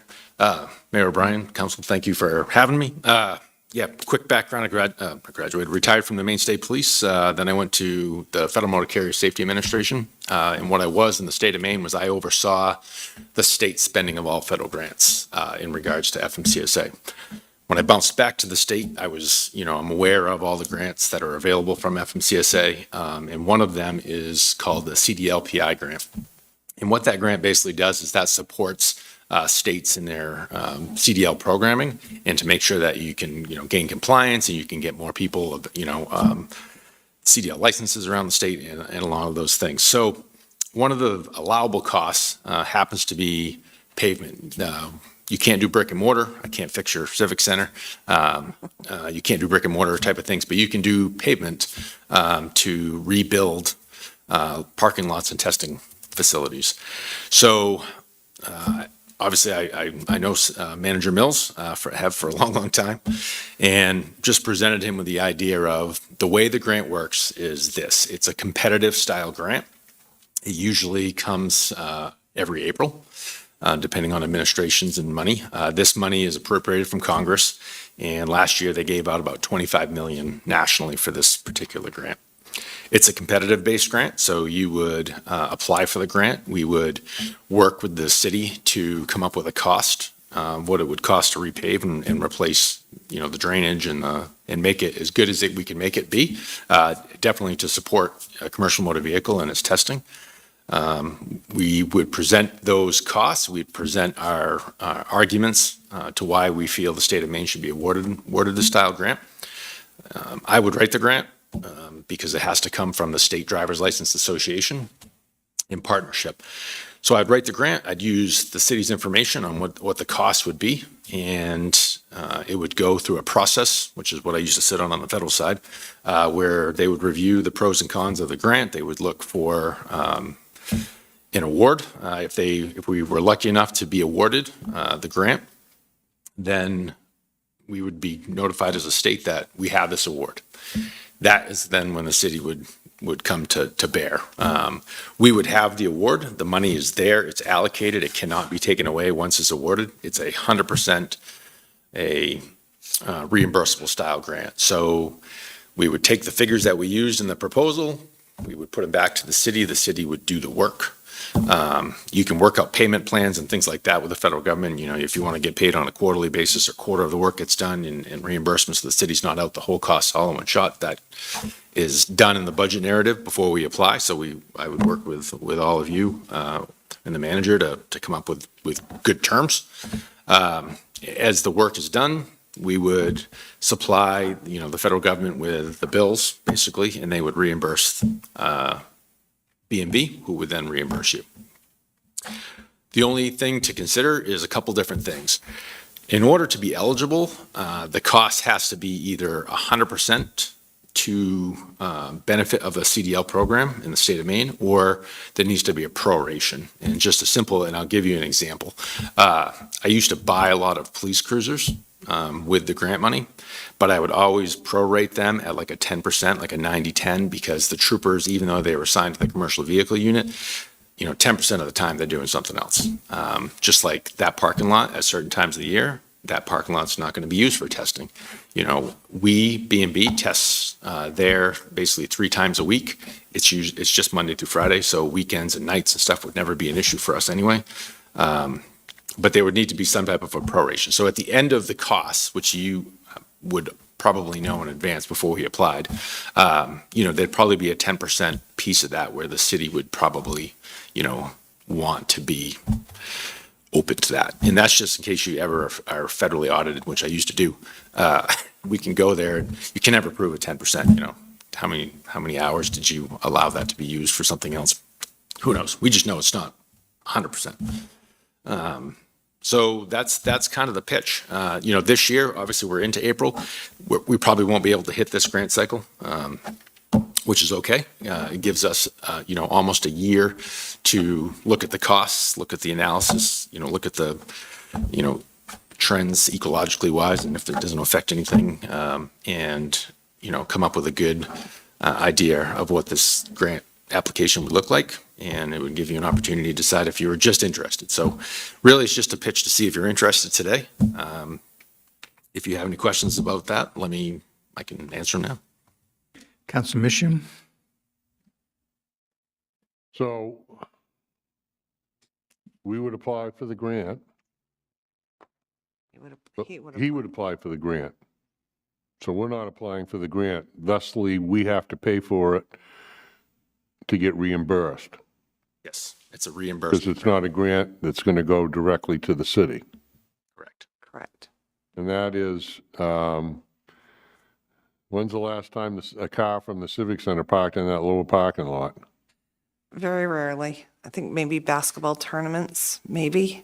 Probably the sportsman show this past weekend, but it's typically used nights and weekends, not when they're doing their testing. Because I know that it's used a lot more by other entities other than the Civic Center. So, I mean, if it's free or substantially less expensive and that parking lot needs to be taken care of, I don't have a problem. It is in pretty bad shape. Yes, it is. And we had Public Works just kind of do a rough estimate for right now. And if we were to fix it right now, it'd be about $1.2 to $1.5 million to fix the lower parking lot because of all the drainage issues and such. So if we can get, 80% of it paid, 90% of it paid, and we have a proportional agreement that they're using it 80% of the time, we're only using it 20% of the time. That's why I wanted to just bring it forward, because it's a unique way to fix something. And that's it's not just like $50, it's a big one. Again, it needs to be attended to because it's pretty close to being a dirt parking lot, so. Yeah. Maybe in 10 or 15 years, it'll be used for something else. Councilor Morris Polly? Yes, thank you very much for bringing this. I think this is a really creative way to fix something, especially with a good partner to the city, which is the state of Maine. So I completely think that this is something that we should follow up on. Councilor Sinkowitz? Thank you, Mr. Mayor.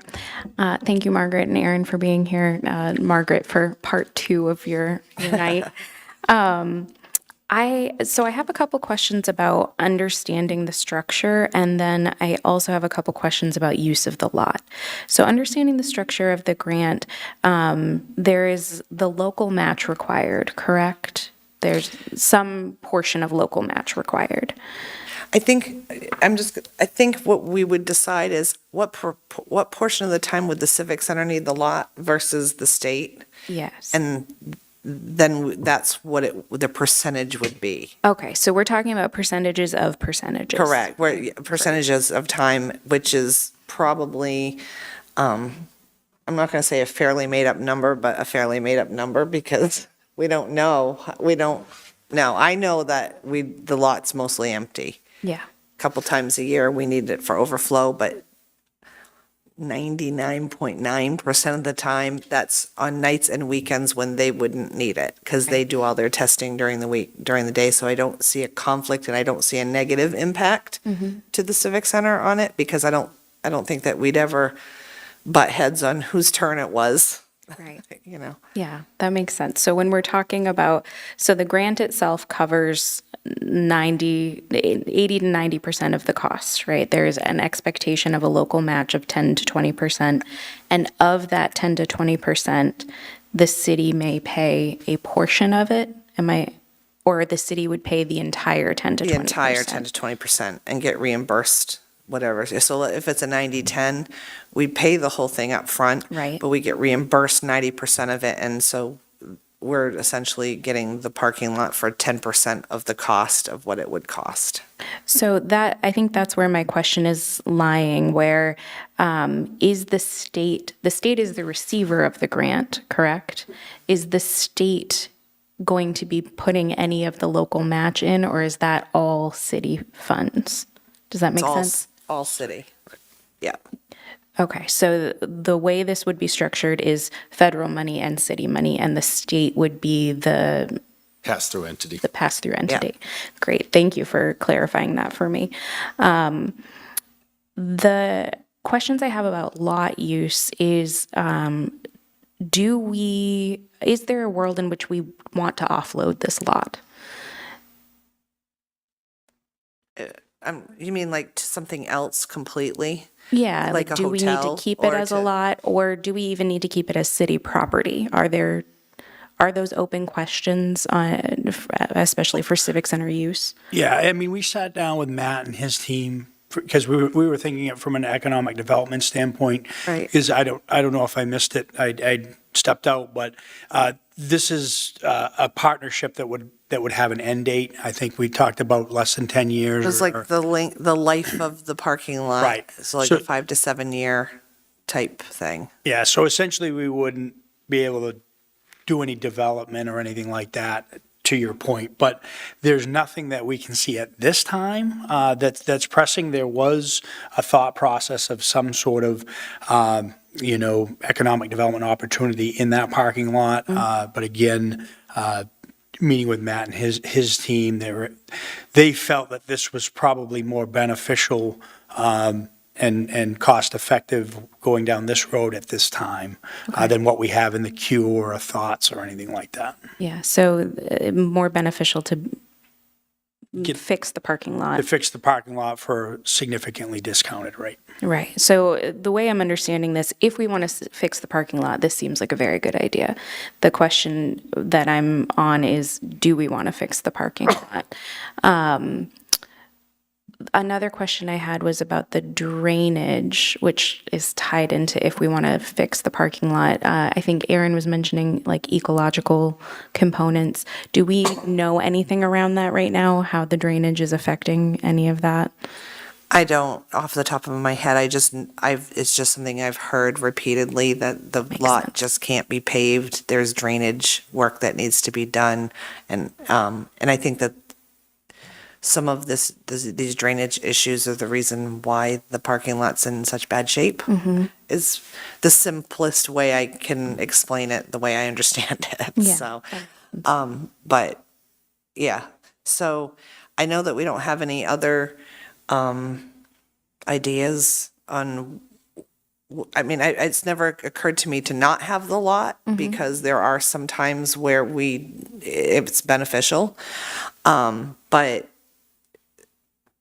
the time frame of this is not so dramatic that if something came up after it's done and we fulfilled the terms of this agreement, that it wouldn't tie us in forever. So if something else came along, we could. It would make it much more marketable. Yeah. The drainage would be fixed, the parking lot would be Correct. paved. If somebody wanted to do something with that at that point, we would have saved that money and more marketable. Okay, so it also is beneficial in that if we ever want to do something else, we likely need to do this work anyway.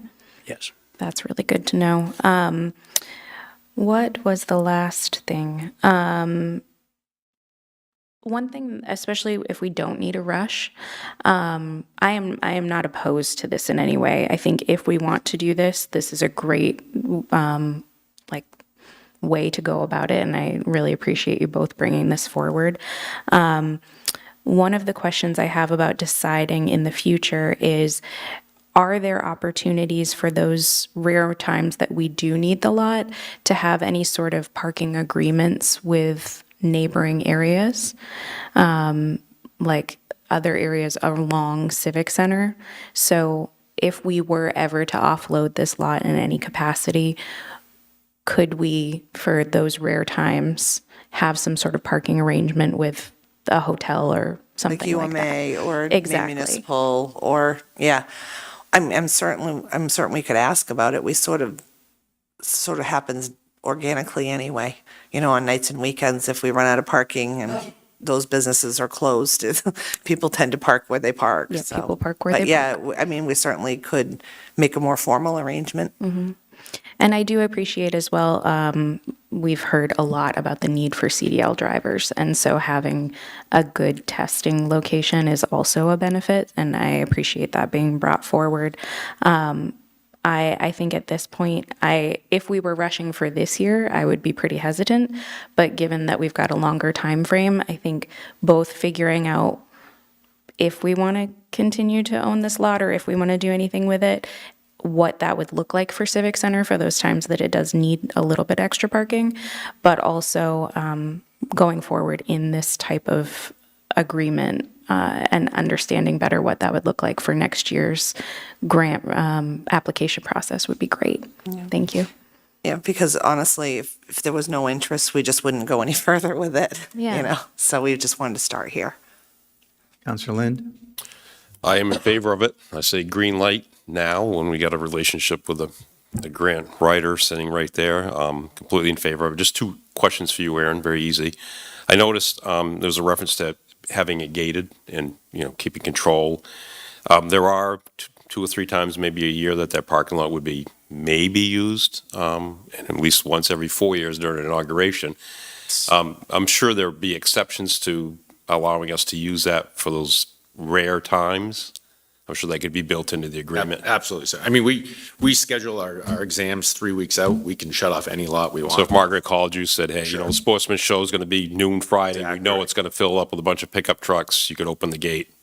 Great. We use a bunch of fairground parking lots around the state, one up at Holden, you know, when they have their annual fair, you know, we know when it is. and Right. We just don't do any testing. Like I said, every 4 years, that parking lot's jammed with Yeah. I've worked a few of those. So, yeah. Yeah.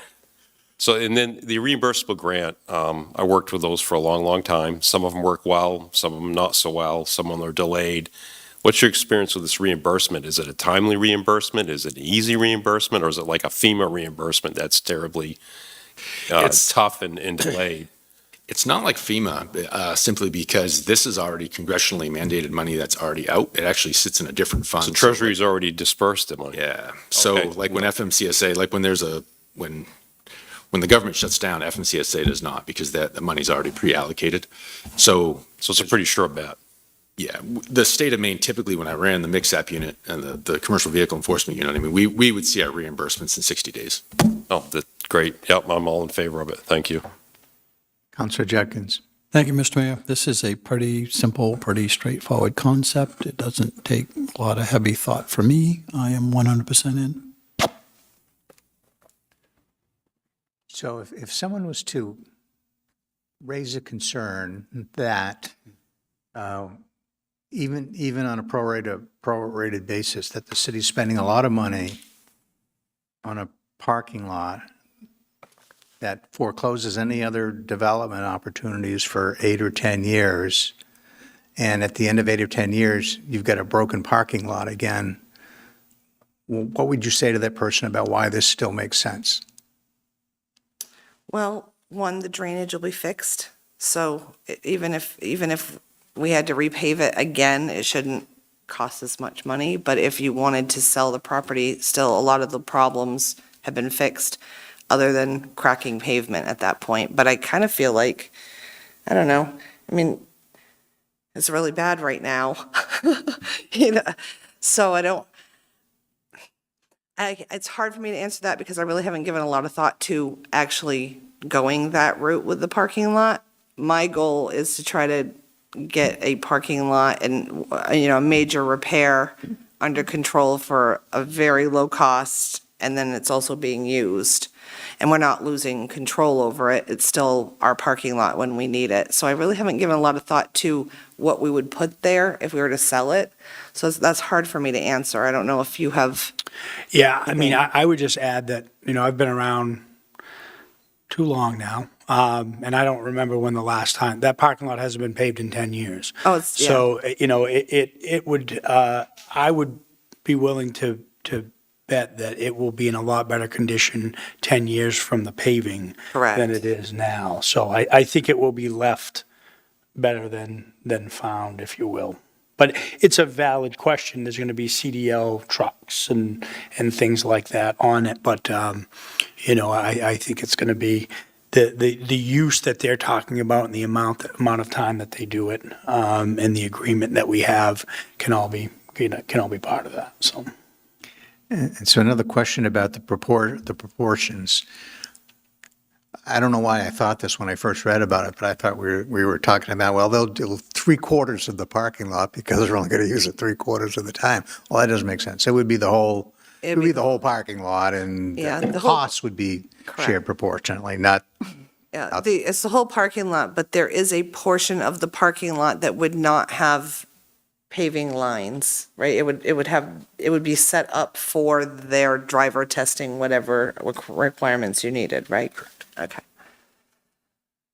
What would happen to your driving testing program if the parking lot didn't get fixed and continued to deteriorate? Would you move somewhere else eventually? Absolutely. This is probably our last year up there. The pavement condition is that poor, Yeah. to be honest with you. I mean, we stopped using it in the spring because it's too soft. So it's it's probably our last year, and what that basically means is the way testing kind of works is we have a geographic spread, and if you are a CDL applicant and you put in for your CDL testing, if you're in that circle, you go to Augusta. All we would end up doing is expanding that off, and they would probably go, our next closest site is Fairfield, and then Southern Maine is, they'd have to go all the way to Scarborough. So they would have to drive a lot further. Question for Margaret. In the past, my memory is that parking lot used to be used by 18-wheelers and drivers who were actually staying at the motel there. Correct. And I thought we put a stop to that, did we not? Or do they still do that? Not at the hotel. I mean, although they repaved their parking lot, and so they let their drivers park in their lot now. But when I first became the director, I just noticed a lot of 18-wheelers down there.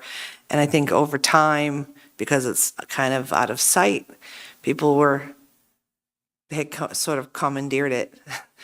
People who have trucking businesses, they own a truck, they would park their vehicle during the day and then overnight leave their truck behind. And so I cleaned that up because I was like, yeah, you really can't be doing this. You can't be running your business out of the lower parking lot.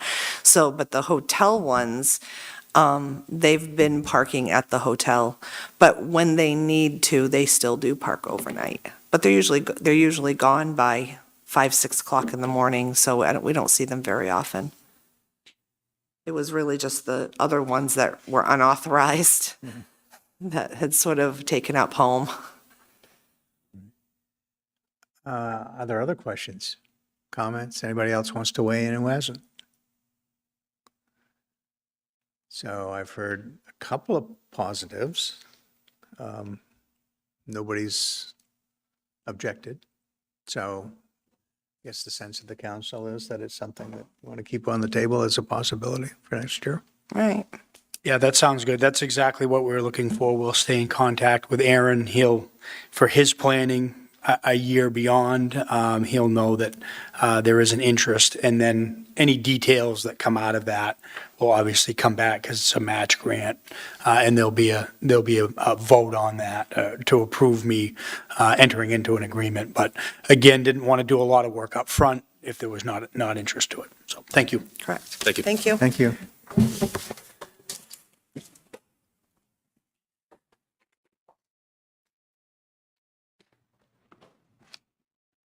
Right, next is item C3, the Northern Border Regional Commission Catalyst Program Grant. Thank The you. manager. Yes, thank you, Your Honor. I believe we'll have our economic development specialist, Katie Ramirez, up here. I don't know, is Keith joining you, Katie, or is this just the Katie show tonight? All right, perfect. Katie show. Yep.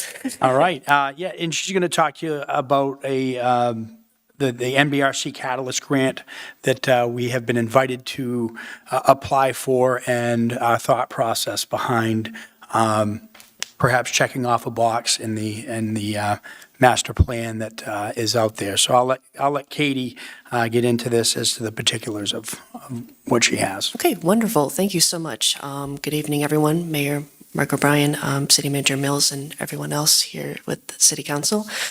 Again, my name is Katie Ramirez, Economic Development Specialist for the city. I'm here to talk with you tonight about the Northern Border Regional Commission's Catalyst Program, specifically about the city's pre-application that was submitted earlier this year to this exact program, which has since then been invited to submit a formal application to MBRC for their spring 2026 grant cycle. Just as Manager Mills highlighted, I'll be talking a little bit about the grant application and how it addresses one of the city's long-term goals, one of the goals being to explore the potential behind constructing a marina within the downtown district and what next steps would entail in submitting a formal application to MBRC should city council members be in favor of proceeding onward. So the city had identified the topic of exploring marina development within planning documents such as the 2023 Comprehensive Plan.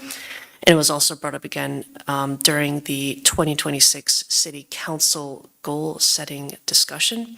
based on how this topic in particular has come up multiple times through these sources, it makes, we could see the alignment that it had with the city council's directive and informed our decision to pursue grant funding through MBRC for the feasibility study specifically that would explore questions around marina development. And I want to make sure I'm perfectly clear where for this application, we're not seeking funding for construction activity at this time. We're not seeking approval for construction. It would be specifically for the feasibility study.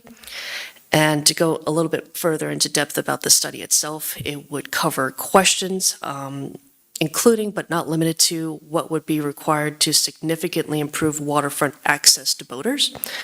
What are the current conditions in the area of interest? That area of interest being the Front Street Water Park. Conditions such as the water's depth, current, and soil and subsurface conditions, as well as what type of shoreline or bulkhead-related improvements may be feasible given the features within this potential project site. At this point, the city does not yet have enough information to estimate what a realistic full cost would be for a public infrastructure project of this scale and type. The benefits of a study of this type would be to help the city make a determination on how to define parameters such as project scope, as well as constraints and probable cost. Additionally, it would help to identify future funding sources for constructing a marina, and it can strengthen future grant application for opportunities such as congressional direct spending. A goal in mind would be to have the feasibility results ready in time for future congressional direct spending applications in order to bolster the city's chances of receiving funding for any future construction activity it may wish to conduct. So the feasibility study for this project is budgeted for a total of $100,000. This is budgeted in a way to allow the city to secure an engineering firm through an RFP process that would study the potential project site and evaluate environmental features and other data points to create the study. And the timeline for this project would likely take place later this year, in the fall or winter, and conclude in the later part of 2027. Should City Council wish to proceed onward with this grant application, the grant for the project would cover 80% of project cost at $80,000, meaning the city's local match would be at $20,000, 20%. And I want to confirm with City Council members that there are enough funds available within the downtown TIF account to cover the 20% local match for the grant application. This was something I was able to confirm with Ingrid Nivison, the city's finance director. So this evening, we would like to make a recommendation to City Council for its members to move this grant application forward in support, to have council members vote on a resolution at the upcoming business meeting, which is scheduled for April 16th, that would grant City Manager Jared Mills authorization that is needed to apply for, accept, and expend grant funds on behalf of Augusta. And without this resolution, the city cannot proceed onward with the grant application. That's it for my verbal presentation. I'm happy to answer any questions. Yes, from thank you, members. Councilor Michoud. I love feasibility studies. I think it's a wonderful idea. I truly believe that we have a river of gold that runs through our city, and we have not taken full advantage of it. And a marina downtown just absolutely excites me. That will bring more folks from all over the place to be able to come. I would love to see an artist rendition. I'm assuming a marina is a little more than the little, a couple of little docks out there. Oh, yes, of course. It would be a working marina, and of course, we have to deal with the mighty Kennebec and its fussiness, and I'm sure that will all be taken into consideration, but the river was utilized a lot more 150 years ago than it is now. So I think I am 110% in favor of the feasibility study. Thank you very much. Council Sinkowitz? Thank you, Mr. Mayor. Hi, Katie. Thank you for being here tonight. And thank you. You come through with these Northern Border Regional Catalyst grants. This is year 2 of 2 that you've come up with a really great idea of how to use these. So I really appreciate that.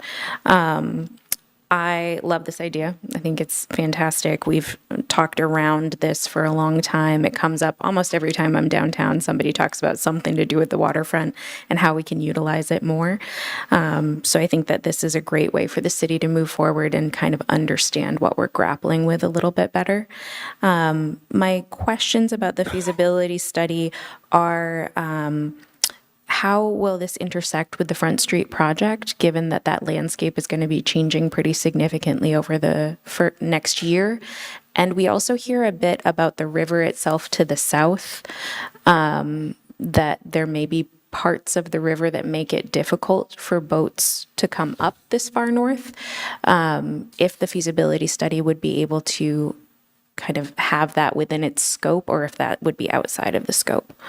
No, that's a really great question. I think to answer, I think that second question you had about assessing difficult parts, the feasibility study would certainly look to, I think, not only look closer at the area near the Front Street Water Park, but also other possible candidates, to certainly make sure that whatever the city, should it decide to pursue construction activities in the future, really create this form of public infrastructure that's going to be resilient and adaptable in those changes. So that's definitely going to be incorporated into the study.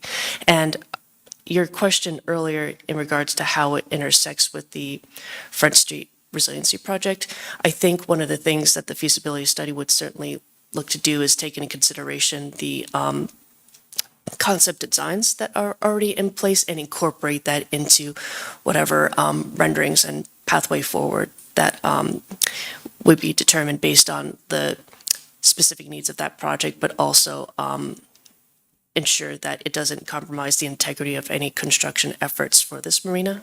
Is what I envisioned for this study. Great. Thank you so much. I am ready to go ahead. Thank you. Thank you. Council Gary Allen? Thank you, Mr. Mayor. Katie, I just want to start off by complimenting you on the way that you just presented that proposal to the council. Every time I had a question that popped in my head, you anticipated the question and then answered it. So great job, and I am in 100% support of this project. Councilor Lynn? Thank you, Mr. Mayor. Katie, thank you. The feasibility study, is it going to look at other uses? I think you mentioned, kayak, personal watercraft. Is it going to look at the feasibility of using the waterfront, not just as a marina, but? Absolutely, yes. I'm completely in favor of it. I just want to note, this is a tight turnaround. You were invited on the 30th for the grant. It's due April 17th, but we need to pass a resolution, which means at this point, I guess I would offer that I would like to have a resolution next week so we can make the deadline the day after our council meeting. That's a real tight turn, so thank you. Couple of questions. Would the focus of the study just be on the Front Street side of the river, or would it include the east side of the river? That is a really good question. I could certainly get back to you on that. I think the main focus would be on the west side of the river where the downtown, the areas that cover the downtown TIF omnibus area. So we would, I think, certainly kind of explore those possibilities with the engineering firm that we would contract with. I don't know that it answers your question, but. Yeah, I just got to thinking, we think about Front Street, but there's access to the river from the east side, even from Kennebec Locks, frankly. So I'm just I wondering think a about the scope of it. consideration, not to interrupt you, but certainly a consideration to be had would be to do a type of inventory of not only what we have in stock right now as far as boat slips, but also other access points that could certainly be under consideration by the engineering firm. We could certainly incorporate that into the feasibility study to make sure all options are explored.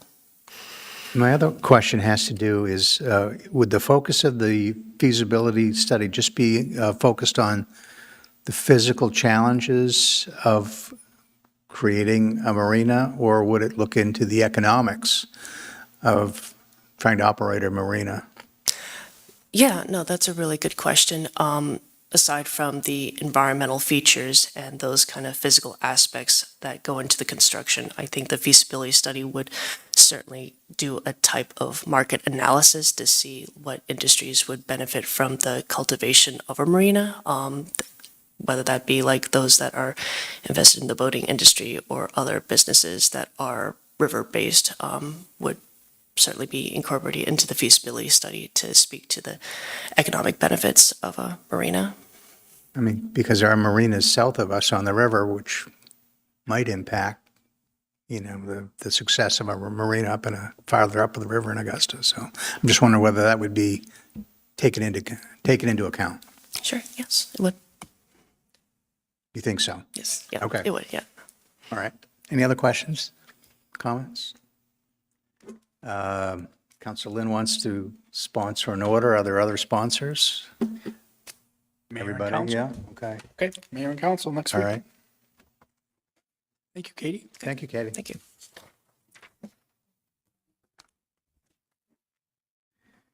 Item C4, the planning board recommendation for indoor shooting ranges. Thank you, Matt, Mr. Manager? Yeah, Matt Nazar, our Development Services Director. Tough act to follow, Matt. Yeah. Katie, do a really good job, so you're on your best behavior, please, when you present this item. Okay. Now I'm nervous. Council, Mayor, Matt Nazar, Director of Development Services, as the city manager said. The city council sent an order off to the planning board to take a look at indoor shooting ranges a while ago.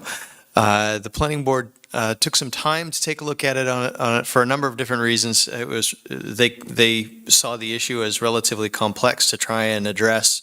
We're also very busy, so the combination of those two things ended up taking them some time.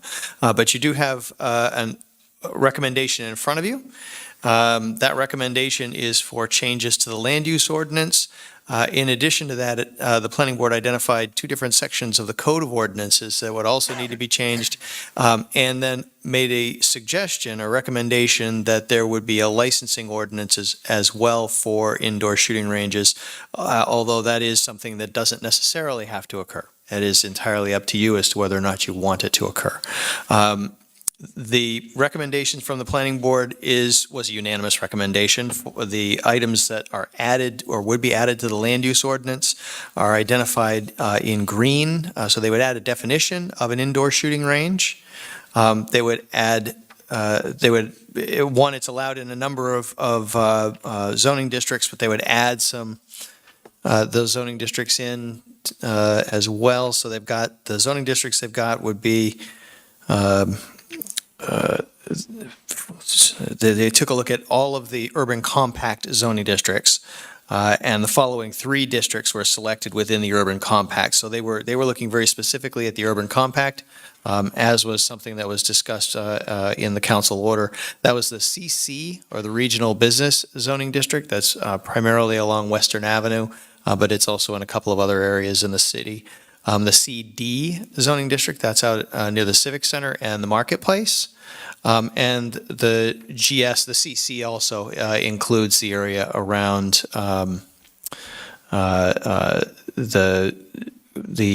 where this particular applicant is interested in going on Bangor. Well, it's actually not Bangor Street at that point. It is Riverside Drive, once we've gotten to that part of the city. So on that section of Riverside Drive near the intersection of Route 3, the connector, and Riverside Drive itself, that's also CC. CD, as I said, the Civic Center District, and then GS, which is the Government Services District. The reason for adding that one in is because that includes Camp Keys, in case Camp Keys decides they want to have an indoor range there as well. There is a recommendation that these be conditional uses in those districts, so they would have to go to the planning board for a conditional use review. There are additional standards that have been added to the land use ordinance for this particular use. One was with respect to off-street parking. All other particular uses would be standard for this within the conditional use section of the ordinance, with a few additional standards on sound, that the sound of discharge from firearms would not be perceptible at the exterior of the building, and that there would be a facility plan or floor plan that would be provided to the planning board during the planning board's review, illustrating entrances and exits, offices, a retail store if one is proposed, display areas, equipment rentals, storage of ammunition, firearms, restrooms, and firing stations and length to target. So in the planning board process, there will be an opportunity to get a fairly good understanding of the layout of the facility and to ensure that the facility is, in order for you not to have sound on the exterior of the building, the expectation is that you're going to have to construct this thing properly. That's something that's going to have to be constructed to a particular standard. The discharge of firearms and carrying firearms, section 207-14 in the Code of Ordinances, and 207-15, shooting bows and arrows and other projectiles, is a section of the Code of Ordinances that would need to be amended as well. That has to do with discharging firearms in the urban compact area. Corporation Council has already looked at that, and that would require a waiver from the Inland and Fisheries and Wildlife, Maine Department of Inland Fisheries and Wildlife, and they believe that can be achieved and accomplished. And then, like I said, if there is a desire for a licensing ordinance in addition to the land use recommendations and requirements, that's something that could be required as well. That licensing ordinance would include most likely some of the standards that the planning board has recommended here, if the council wants to do it, which gets into the details of how the building operates and how the use operates, as well as to how it's constructed and how it's maintained. It also requires liability insurance, which I suspect is probably going to be the biggest thing that keeps these businesses safe. Because if you're going to have to be insured, the insurance companies are going to make sure that they aren't at risk. Thank you for that. Questions, comments? Councilor Lynn? So I think I was the initiator here, not a constituent, but the business is in my ward. So I just want to thank the planning board. They really did a good job, Matt. I thought they were very thorough and thoughtful. The licensing ordinance, I think I plagiarized a couple municipalities, Matt. Not that that's going to cover it, for sure, but how much effort do you see in creating a licensing ordinance? I think that we can do that relatively quick. It obviously have to be something to be run by Corporation Council to make sure that it does what it needs to do. But like you said, you've got a one that's essentially a start at it, and we can go from there. It would probably take a few weeks at least with Corporation Council looking it over. Okay, I think it would be wise to do that and to have it in place. I don't foresee Inland Fisheries and Wildlife doing anything but approving it. They'd want probably people to be trained. Hopefully, if this ever does get built, that they would allow for our police officers to train here in the wintertime in a safe environment, better than where they're going now. Yep. So I thank the planning board. Thank you for the pragmatic work on it. And I'm in favor of moving forward, time willing, with the licensing ordinance. Councilor Jenkins? Thank you, Matt. Likewise, I appreciate the hard work that was done by the planning board. This is very thoughtful and they did a really good job. The only question I might have is in regards to sound, where it says not perceptible outside. I think that there may be a hard standard to hit, like completely. It certainly be greatly minimized. But then I'm thinking about other businesses or activities that we have that already produce sound, and I'm not sure if this would have to be at a standard that would exceed that. Like, if you've ever hung around a pickleball court, they're annoying as hell. A great deal of noise can come out of that type of a thing. So I'm, kind of wondering again, it feels very subjective, so maybe that could be tweaked so that there's some allowance there, but I would fully expect that it would be nothing that would be any greater than other types of business that already exist, or maybe even a little bit less than. And the council certainly has the opportunity this is a planning board recommendation. the council, and the planning board has had, obviously, public hearings on it. If there were substantive changes, I know Corporation Council would tell you that it should go back to the planning board for another public hearing. I'd have to ask them whether or not a change to that one standard would be something they'd consider substantive or not. My guess is he'd probably say, well, changed by how much? Well, yeah, that's kind of what I'm curious, is like a decibel level or something, Yep. some measurable thing that takes the subjectivity out of it, you Yep. know? So, just a thought. And that's, certainly the land use ordinance does have standards with respect to sound at property lines. It doesn't typically look at sound just on the exterior of the building. This was the recommendation of the planning board. I can certainly have a conversation if the council wants to with Corporation Council to see whether or not a change like that would be something that he would consider insubstantial enough that it would not have to go back to the planning board for public hearing, particularly considering the fact that the council would be holding public hearings on it. Thank you. So educate me a little bit for context. Do we allow indoor shooting? The focus of the referral to the planning board was the urban compact. Mhm. But do we allow or have indoor shooting ranges outside of the urban compact in Augusta? We do have an indoor shooting range outside the urban compact. Where's that? That is at the existing Capital Capital City? Gun Club, yep. All right, so that's, okay. Would the proposed or the suggested licensing arrangement apply to all indoor shooting ranges in the city, or just those that might be established in these new zones in the urban compact?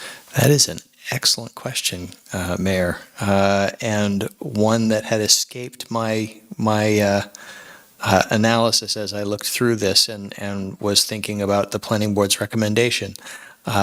I would have to get back to you on that, or spend a few minutes here taking a much closer look to see the details of this again. So I can't give you a quick answer to that. My apologies. And that would only be an issue if we wanted to pursue a licensing ordinance. Correct. Yes, it would. And that would be thank you very much. Actually, that would be a way to potentially slice this, I believe. I would have to have a conversation with Corporation Council if you were only licensing those that are in the urban compact because of a concern about being in the urban compact. If you were not licensing those that are outside the urban compact. It's an existing facility, so at this point, any changes in the land use ordinance wouldn't affect it unless they wanted to expand.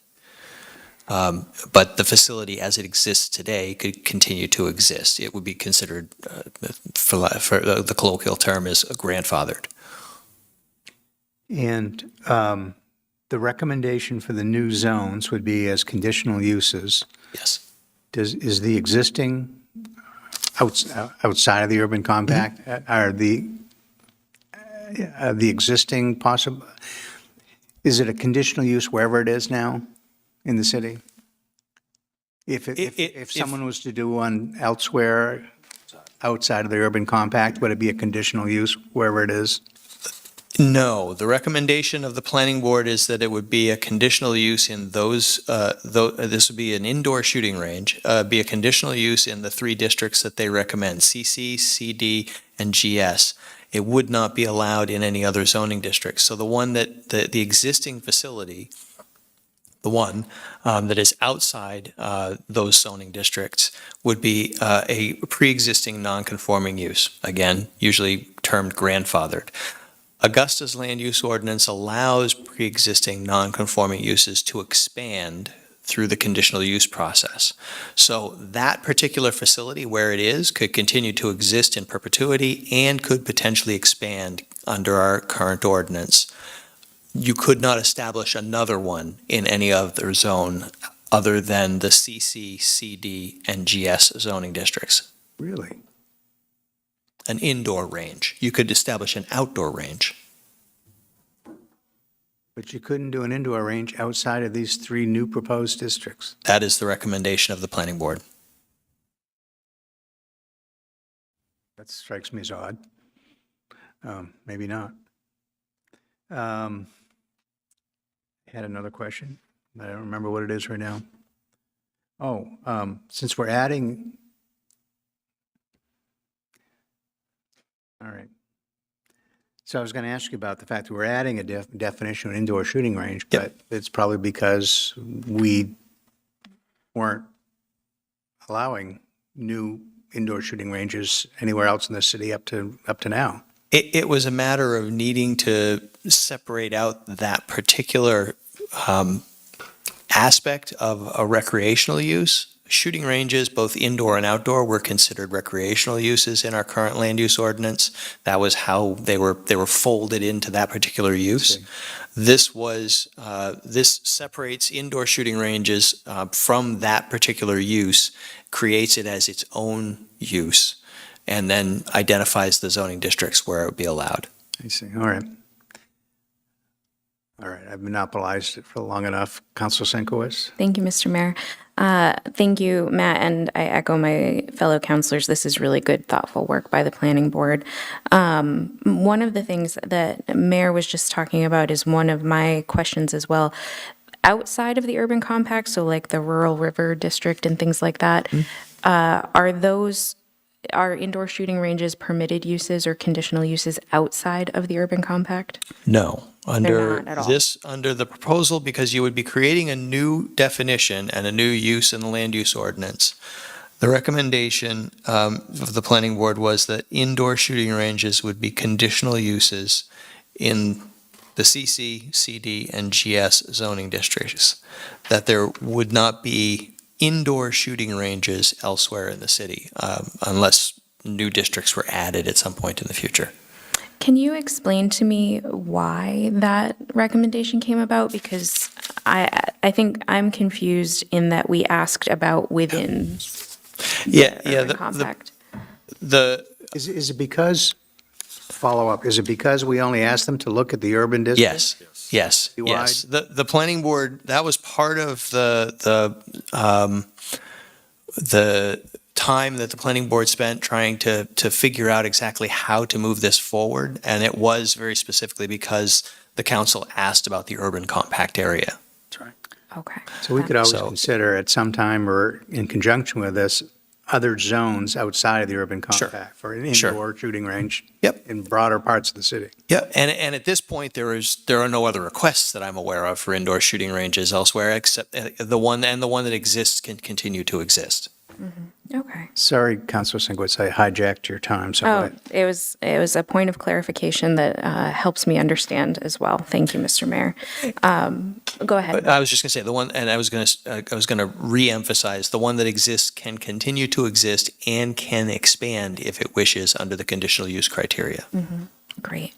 I think they did great work. I think a licensing ordinance is a good idea. One of my questions is, are we straining our staff with all of our licenses?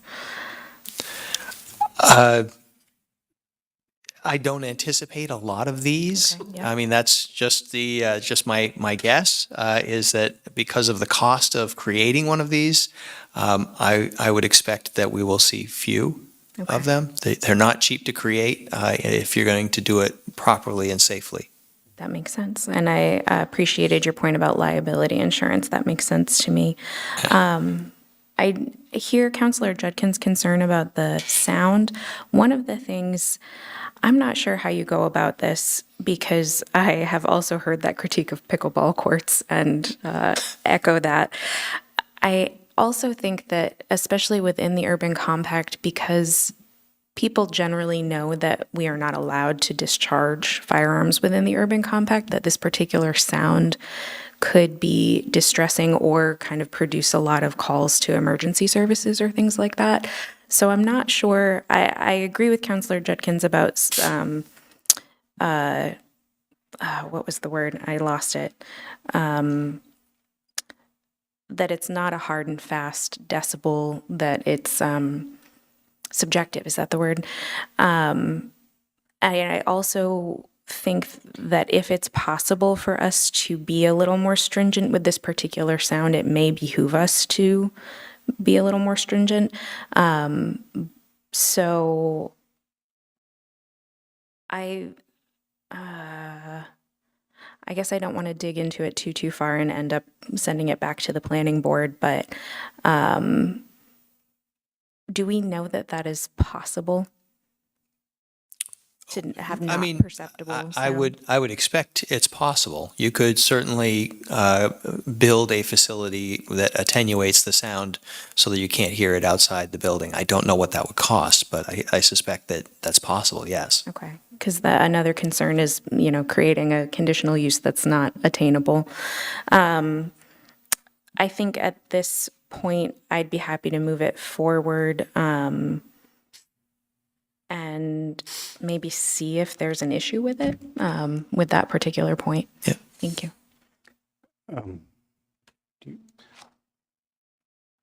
All right. Councilor Judkins and Councilor Lilly, and then Mr. Manager. Sounds good. Okay.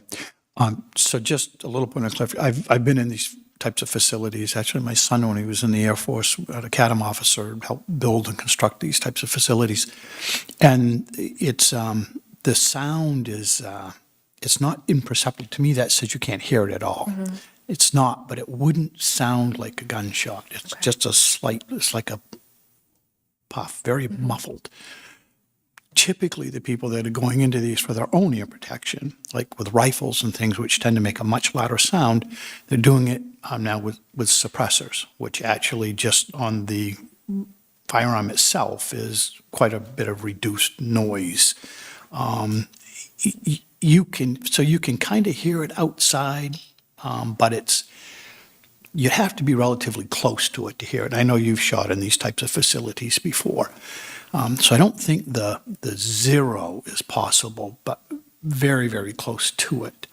And then a comment to the other, it would make sense to add this to outside zones. I mean, if someone wants to do it in the urban compact, great, it's convenient to drive there and what have you, and that's that. But if we had it outside of town, I wouldn't want to discourage that. Frankly, that's, even safer. But these things are built that, so that rounds cannot leave the facility. Right. So actually, if you're going to allow more outdoor ranges, these are frankly safer. And in the tune of number of licensees, you're talking in the tune of a few $1 million starting price on these things. It's not, if we see one, we'll be lucky. If it does happen, it happens, but it's going to take a lot of capital to construct one of these facilities, So I don't see an extra burden. It's same thing with the licenses for the shelters. We're not going to see lots of them, So anyways, that being said, I'll shut up. Councilor Lilly. Thank you. Just some clarification on my end. The individuals that wanted to start an indoor range, do we know if they're still interested? I don't know, Josh. I really don't. He approached me quite a while ago. I know he attended the planning board meetings, tentatively watched it, kept in contact with me. So, I don't have his business plan. Sure. My perception is yes. Yeah. Like Councilor Junkin says, these things are very, very expensive. There's a couple standards. The NRA standard, Matt, correct me if I'm wrong, it's probably 3 inches thick. Yep. There's a lot of money to at least build it, and there's also a lot of money to maintain it. The lead abatement alone is very expensive.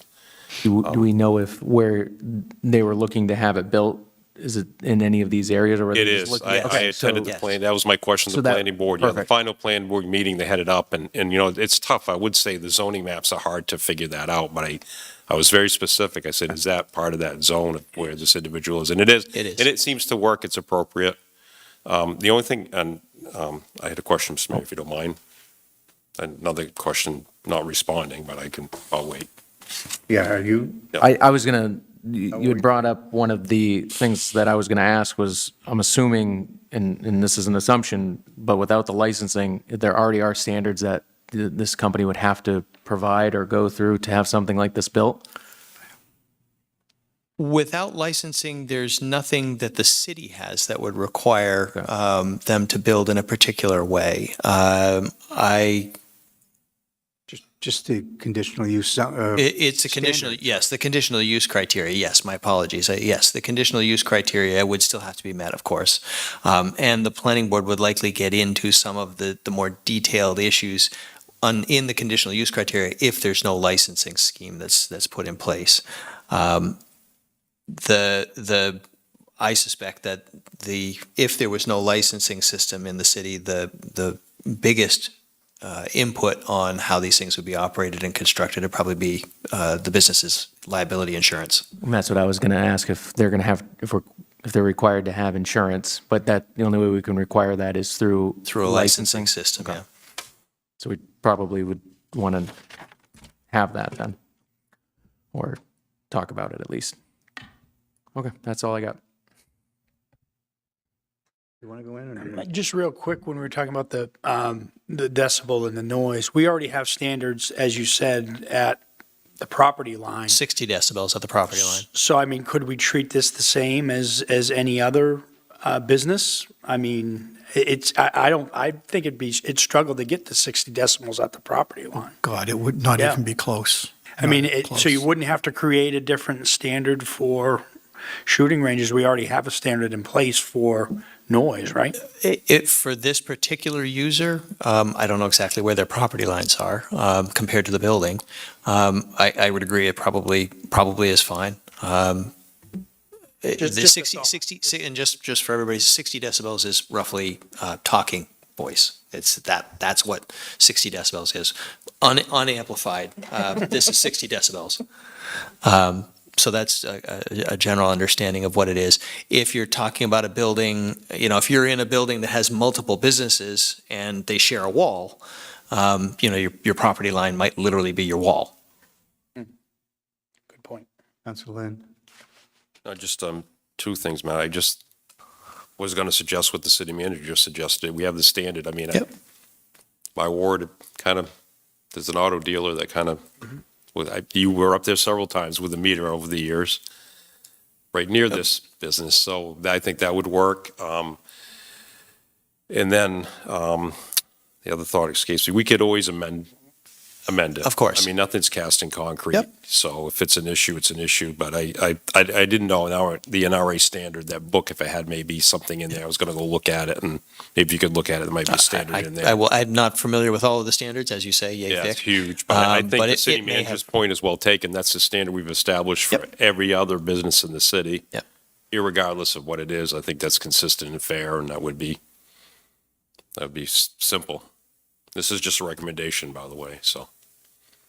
So let me ask, I mean, is there something about the nature of firing a gun all day long, whether or not it's particularly loud, that is just a different,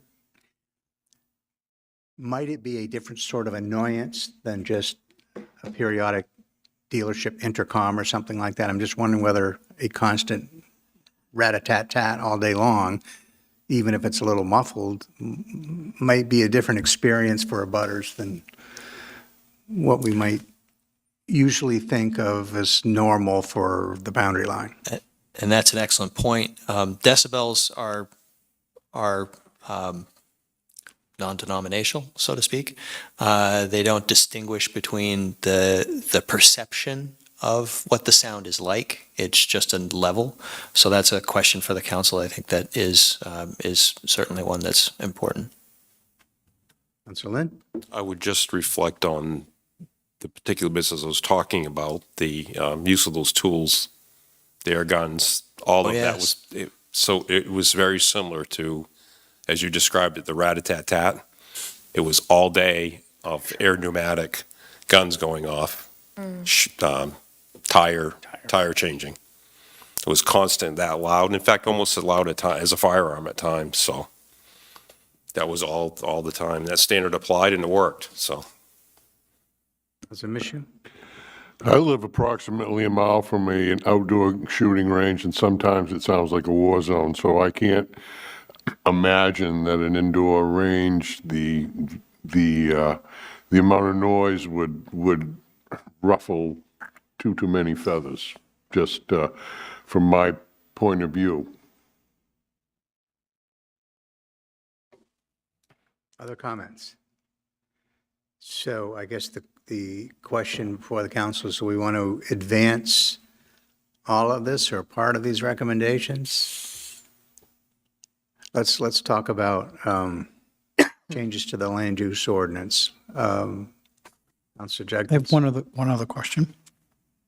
Have they given any consideration to the type of ammunition that was fired? Only in the sense that it might be worth saying you can't use lead ammunition. Some other type of metal, you can do that. They did not consider the type of ammunition from the perspective of whether it's lead or not. They did discuss the size of the round, caliber. They did discuss that and made a recommendation. I believe that was in the potential for a licensing discussion. If there was a discussion about that, that would certainly be something that could be regulated in a licensing ordinance as well. Yeah, because that can help reduce, exposure and such. That might be important. But I would say let's advance it. I'd be comfortable to go with what our sound thing is now, again, knowing that from whatever I've heard outside of these, that it wouldn't even interrupt any kind of a conversation. It's not as loud as a conversation. But it does have a rhythm to it. But you'd have to be like right there. So on the question of proceeding with amendment to the land use ordinance, creating the definition, creating this conditional use zones and so forth, do we want to go forward with an ordinance? Question of licensing scheme will be the next one, but. So, okay, I see yes Mayor is and here. council. And then the issue of whether we develop a licensing ordinance as well. Is that something that council wants to do as well at the same time? I'd like to see that, yeah. Okay. So in that case, we should probably be sure that we take care of both pieces. Yes. At the same Before time. yeah, at the same time. Don't adopt the land use change without having the licensing scheme in place. And I can work immediately with Corporation Counsel to finalize a licensing ordinance to bring to you at an informational meeting shortly. Yeah, and we'll time it so they go into effect at the same time. Yes. Yeah. Okay. All right, and depending on if there are any changes that councilors want, we'll have to think about the impact and whether that would have to go back to the planning board. But if it comes forward as is, then we wouldn't have to, of course. Councilor Judkins. One question. In regards to the licensing, what calibers were they talking about? They suggested something less than 50 cal. Covers it. I was laughing with the city manager, under 50 cal, Mr. Those that don't know, that could put a whole. Yeah, that one, you'd have to have a really big indoor range for that. Yes. That will go through an engine block. Yeah. So, yeah, that's not good.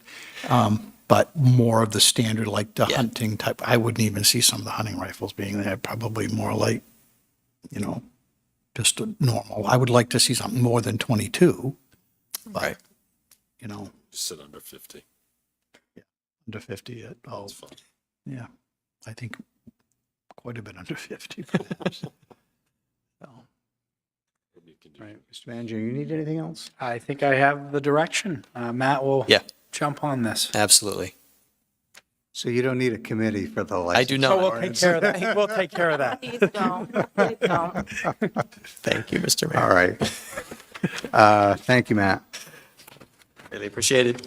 I think we're at our last item, C5, proposed amendments to loitering ordinance.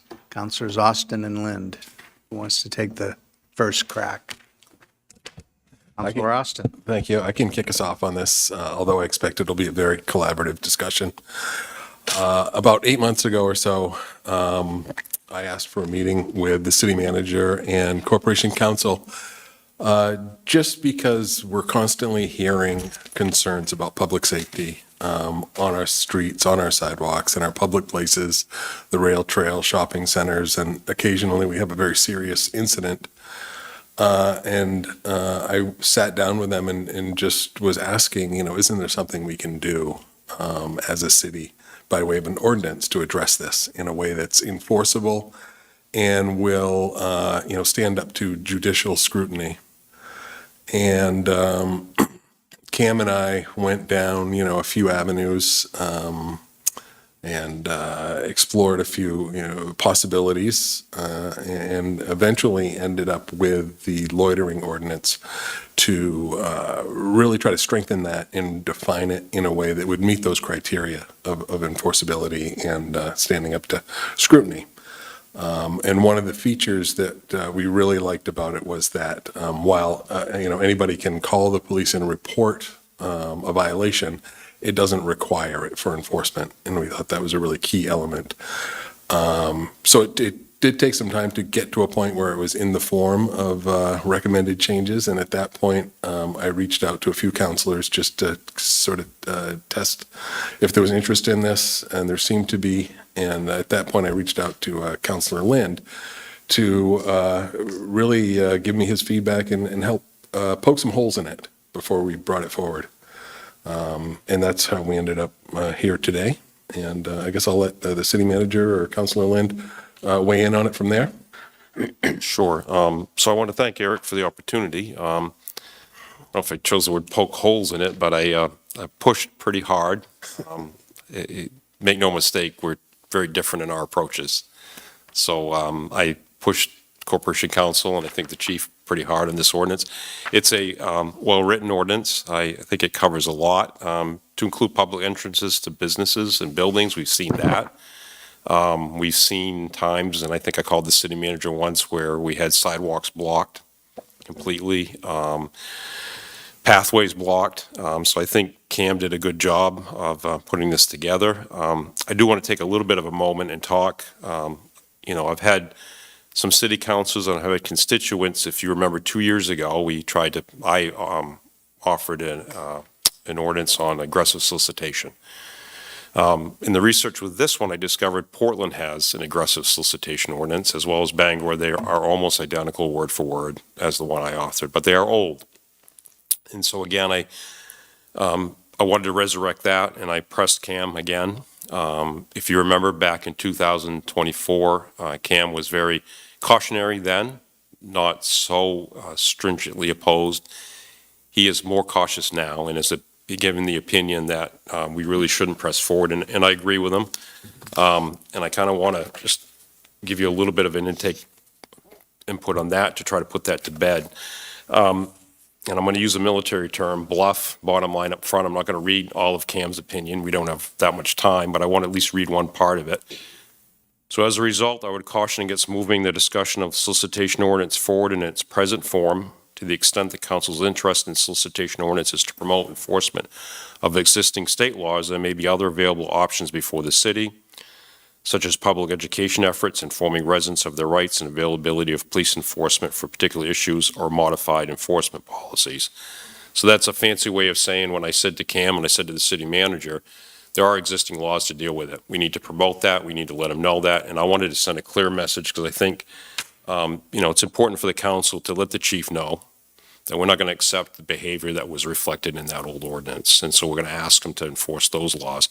But moving forward with this ordinance, I like it a lot. I think it is very clear, and it's going to send a very clear message. The chief was part of the discussion, as was the city manager, and, make no mistake, he's a former chief, so we kind of got that take and Cam's take. And like I said, Eric and I see things very differently, but we agreed on this, and I think this is going to be a great tool for the city. So I'd like to advance it, and I, again, thank for the opportunity to work on it. Go ahead. Yes. Yeah, and from the manager's side, and the chief obviously is here to answer any questions.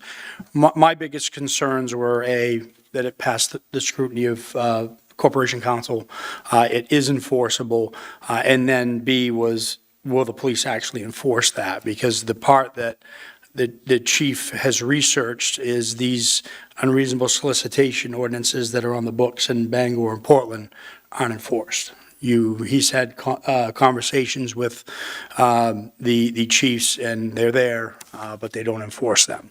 So, this is something that, working with Cam, working with the counselors, and talking to the chief, and he can describe it better. It's a really low-level approach for a plethora of behaviors you see that would allow the police department, to take a more softer approach from an ordinance standpoint and not a state law. There are state laws on the books that they can enforce already.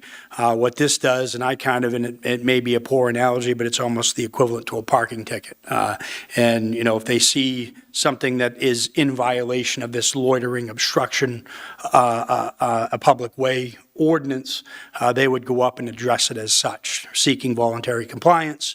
And then the level of penalty would be a city ordinance violation, and not to the level of a crime or a state law violation. So Cam believes that this will hold up the legal mustard, talking to the chief, and he's here to answer any questions. Taking that approach and knowing that that's what the consequences are of something like this is another tool in the toolbox of the police department to address this. So that was the management side and the staff side of the discussion as well. So Opening up to councilors. Councilor Sinkowitz. Thank you, Mr. Mayor.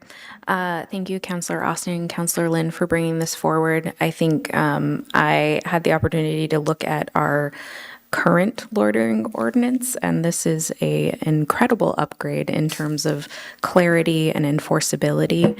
I think having clear ordinances should always be our goal. And I find that this really hits the balance of addressing some of the concerns that we've heard from downtown and across the city without getting us into that legal jeopardy that we were concerned about a couple years ago. And the way that this is written, I really appreciate Councilor Austin bringing up that it does not require a call to a police officer, because we have heard that that is often a struggle, that when something happens, either the call is not made or they can't make the call fast enough, and then it becomes a larger thing than it needed to be and doesn't actually solve the person's issue at the time. Whereas in this ordinance, when our officers see this happening, they can engage at that moment in time. So there are a lot of reasons why I think that this is a positive step for us. But overall, just thank you for the work, and I'm ready to move it forward. Councilor Lilly, and then Councilor Morris-Polly.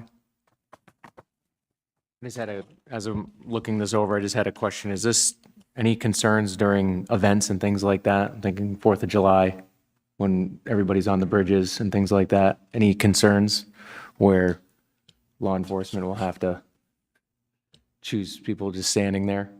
yeah, Chief can answer that. I'm but it's obviously not anticipating that a problem, but I'm just looking at that. Certainly when there's events taking place, we, use common sense and rationale to understand there's an event taking place, or special or exigent circumstances. So during those timeframes, we expect there's going to be people that are going to be, stopped where they are and enjoying the event or the festivities.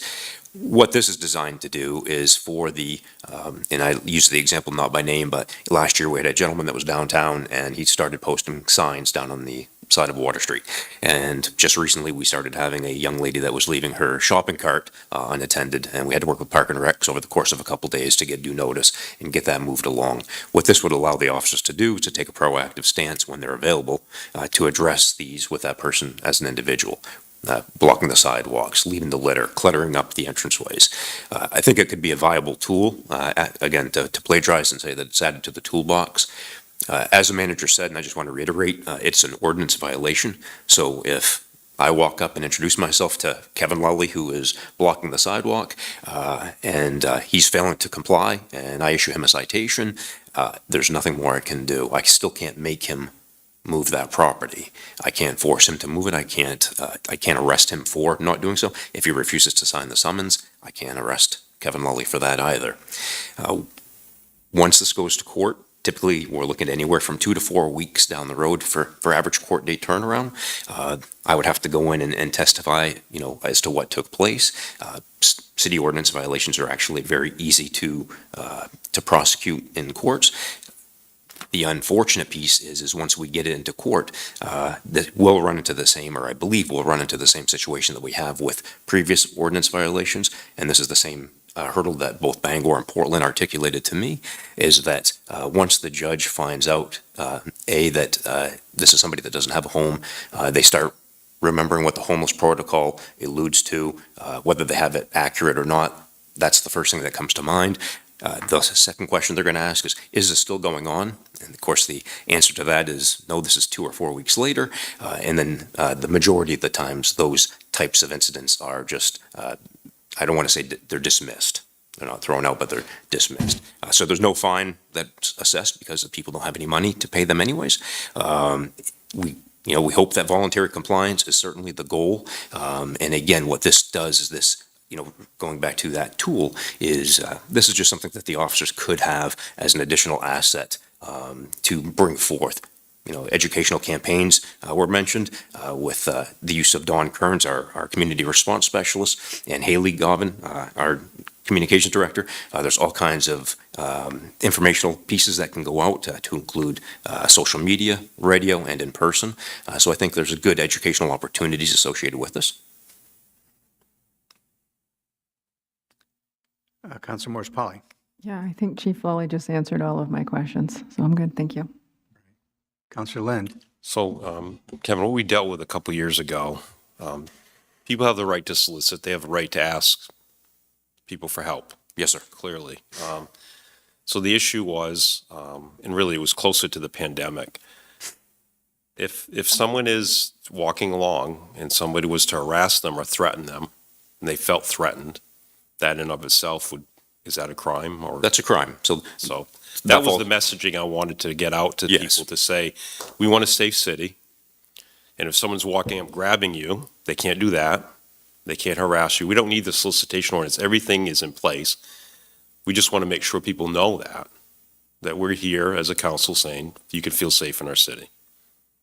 100% agree. And I think that's all part of that. The messaging and the marketing that would take place with that is knowing what the difference is between those. I always, smile when I hear that you're interested in seeing a video produced because they're always fun. But that is one of those times where one of the educational videos actually would be a good idea because it would show the difference between patterns and behaviors. Right. We could start, at an entry level. This is just somebody who's simply asking for assistance.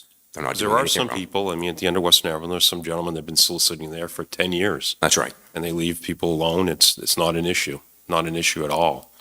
We have a lot of homeless that they move their vehicles around each night. We never hear from them. They never cause any problem, and they don't leave any trash behind. Right. If it wasn't for my staff knowing where they are each night, we would never hear about them. And again, this is not intended to target any particular consumer base. This is for that particular individual or groups of individuals that just seem to want to set up shop early in the morning once they've run out of places to stay and stay there for a long period of times, creating trash, slips, trips and falls, debris, and other things that can take place, and really debeautifying the downtown. Yeah, my concern and let me has always reiterate. been just blocking of sidewalks. Correct, and my apologies, because it's not just the downtown. This would apply anywhere these violations are taking place. Great, thank you. So I just want to ask about what this does and what it doesn't do. I mean, we already have a loitering ordinance, and I didn't compare the two to see how much it changes. But I think people commonly think of loitering as hanging around. And this doesn't penalize hanging around. The focus is really on obstructing passage, right? When we're talking about loitering and we're talking about this ordinance. So if someone's off the sidewalk and in groups of 2 and 3 and they're not blocking anybody or impeding anybody's passage, That's exactly they're not right. loitering, right? That's exactly right. So to put it into context, I'll use since we have some guests tonight down at the soup kitchen. A lot of the consumers that come downtown, they are regular customers down there.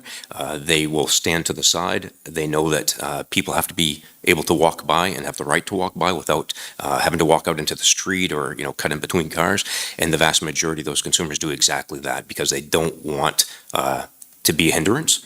They don't want anything to come negatively associated with them or that location. And again, we see them, daily. in our drive-bys or when we're down, stopping and visiting at that location. And it doesn't mean that anybody's getting a ticket, doesn't mean that anybody's going to be kicked out of the line. They're not committing any violation in doing such. Okay. What's council's pleasure? You want to sponsor an order here? Yes, I will. Yeah, I think we'll sponsor an order. Okay. Everybody or mayor and council? Okay. Thank you. That's what we needed to hear. All right. Thank you very much. Thank you. So we've run the length of our written agenda tonight. Is there anything else that anybody wants to mention or bring up? Councilor Lind? I just want to say in the audience, I noticed a Boy Scout who must be working on his civic merit badge. Is that correct? Or are you here observing a civic meeting for a reason? Okay, all right. I thought perhaps, former Scoutmaster, and I know that's a requirement of the civic merit badge, so I thought that's why you were here. Thank you. Councilor Sinkowitz? Thank you, Mr. Mayor. I wanted to reiterate that the opioid settlement task force will have the open workshop on Wednesday, the 15th at 5:30 p.m. We will be in the lecture hall, which is when you come into City Hall, it's to the right, and then it is on your left in that hallway. This will be a time for any applicants to come ask any questions they may have of the task force group before they submit their application. So again, Wednesday, the 15th here at City Hall, 5:30 p.m. And wanted to remind everyone that the library has some really awesome stuff coming up. They are currently accepting donations on Tuesdays and Thursdays for their book sale in August. They have, this Friday, you can try Mahjong at the library at 2 p.m.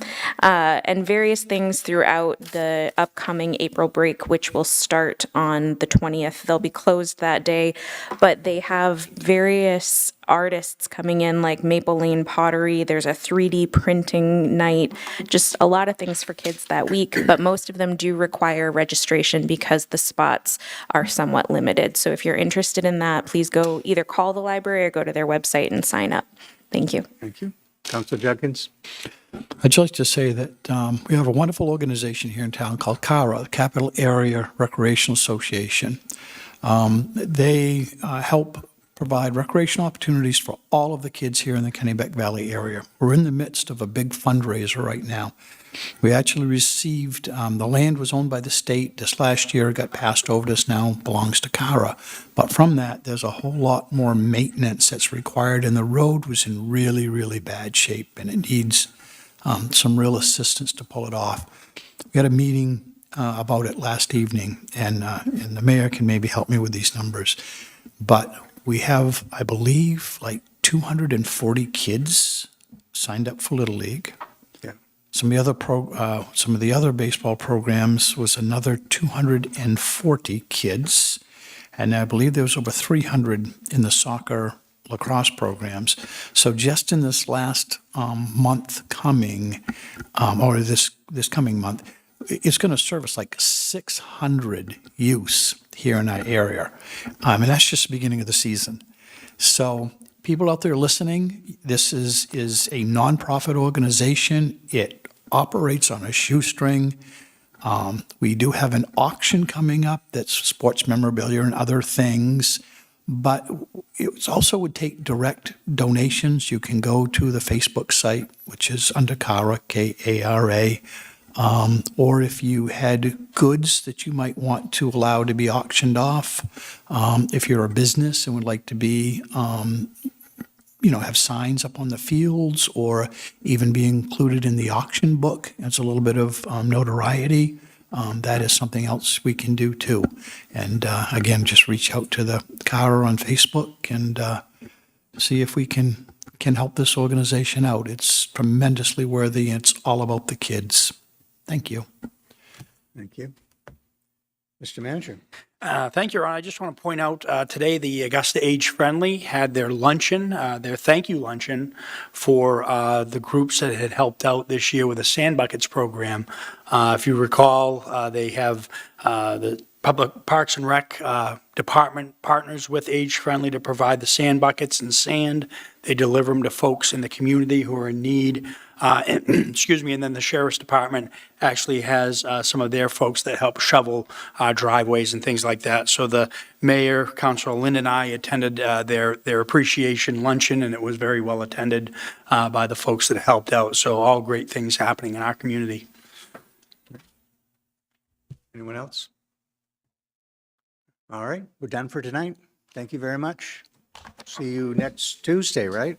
Next budget session, Tuesday.